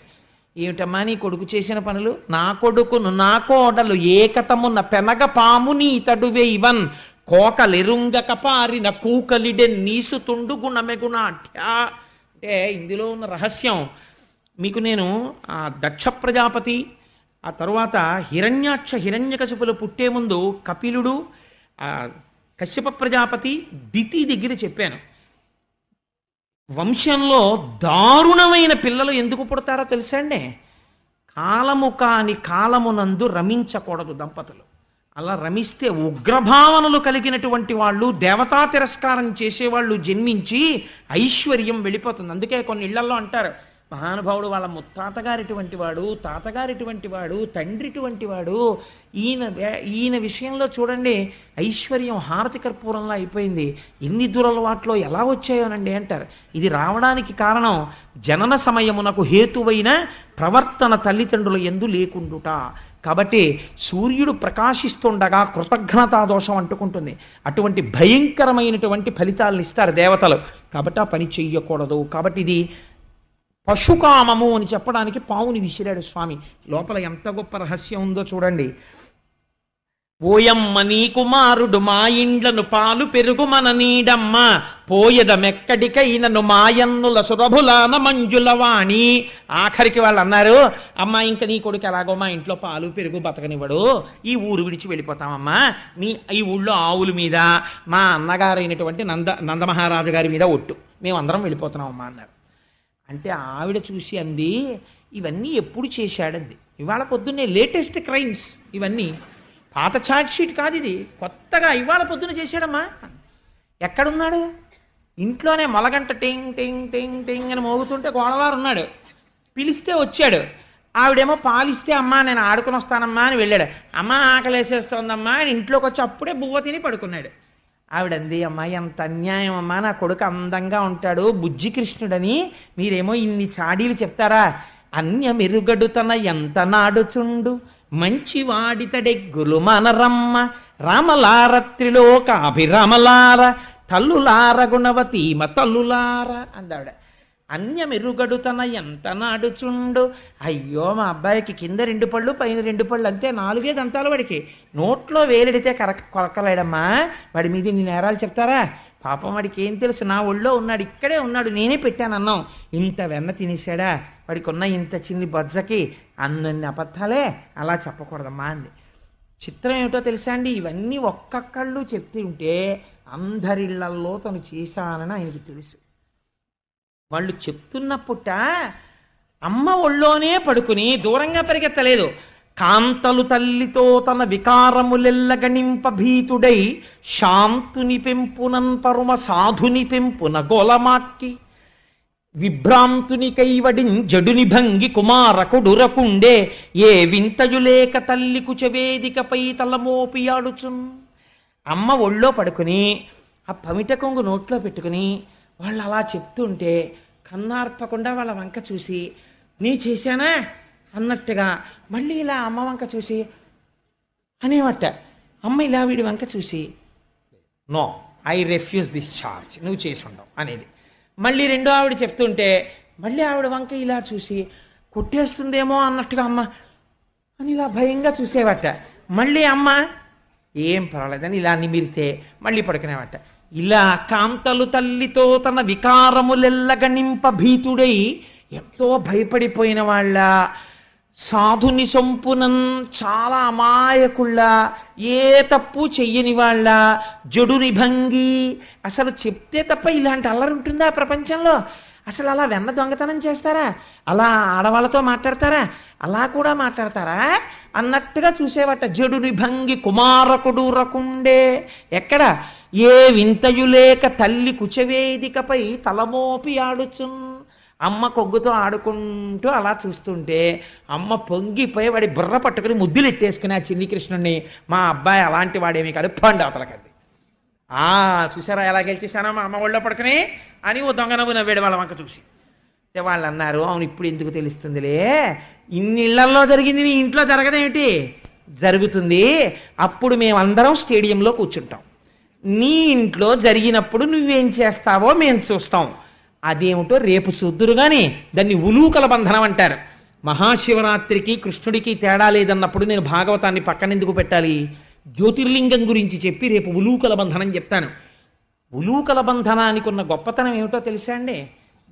జీవితాల్లో సంయసించేసిన వాళ్ళు కూడా ఉలూకల బంధన వృత్తాంతాన్ని చెప్పించుకుంటారు, ఉలూకల బంధనాన్ని పారాయణ చేస్తారు. ఉలూకల బంధన వృత్తాంతం జీవితంలో ఒక్కసారి వింటే కొన్ని కోట్ల జన్మలలో చేసిన కర్మపాశములను తెంచుతాడు ఈశ్వరుడు. అద్భుతమైన లీల. రేపు ఈ నేరాలు చెప్పిన వాళ్ళందరూ స్టేడియంలో ఉంటారు, యశోద కృష్ణుణ్ణి పట్టుకోవాలి. ఏమి లీలో రేపు ఆ ఉలూకల బంధనం చెప్పుకుని మనం అందరం పరవశించిపోదాం. ఇవాళ స్వామిని సంతోషంగా ఒక్కసారి అందరం 11 మాటలు పిలిచి బయలుదేరదాం. దురిత నివారణ గోవింద, వజ్రమకుటధర గోవింద, పక్షివాహన గోవింద,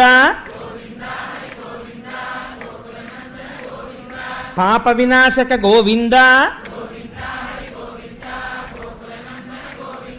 పాహి మురారే గోవింద. ఇవాళ లక్ష్మీదేవి అంటుంది, మీ లీలలే స్వామి ఎలా చెప్పుకుంటున్నారో చూడండి అని. తరించిపోయారే నా గురించి చెప్పుకుని. మనస్సులకు పట్టుకున్నాడు కదా ఏదో రకంగా కృష్ణుడు, చాలు అలా తీసేశాను వాళ్ళ పాపాలంటాడు స్వామి. నందనందన గోవింద, నవనీత చోర గోవింద, శిష్ట పరిపాలక గోవింద, భాగవత ప్రియ గోవింద భక్తవత్సల గోవింద పాండవ ప్రియ గోవింద కస్తూరి తిలక గోవింద గోకులనందన గోవింద బిల్వపత్రార్చిత గోవింద గోవింద హరి గోవింద గోకులనందన గోవింద శ్రీ శ్రీనివాస శ్రీ గోవింద గోవింద హరి గోవింద గోకులనందన గోవింద శ్రీ వెంకటేశ గోవింద గోవింద హరి గోవింద గోకులనందన గోవింద. రేపు మనం నందవ్రజంలో మహాశివరాత్రి చేసుకుందాం. రేపు మన అందరం గోపకాంతలు గోపాల బాలులు. ఎందుకని మనకి మొదటి పూజ గోపూజ. మనందరం రేపు గొల్ల పిల్లలైపోయి మన ముందు ఎక్కడో గోపాలకృష్ణుడు నిలబడి చేయిస్తాడన్ని. చక్కగా ముందు కృష్ణుడు చేయిస్తుండగా మనందరం గొల్లవారం అయిపోయి నేను పెద్ద గొల్ల చక్కగా అందరం కలిసి హాయిగా గోపూజతో మొదలెట్టి ఎంత అమాయకంగా గొల్లలుంటారో అంత ఆనందంగా పొంగిపోతాను రేపటి రోజున. సర్వం శ్రీ ఉమామహేశ్వర పరబ్రహ్మార్పణమస్తు. స్వస్తి.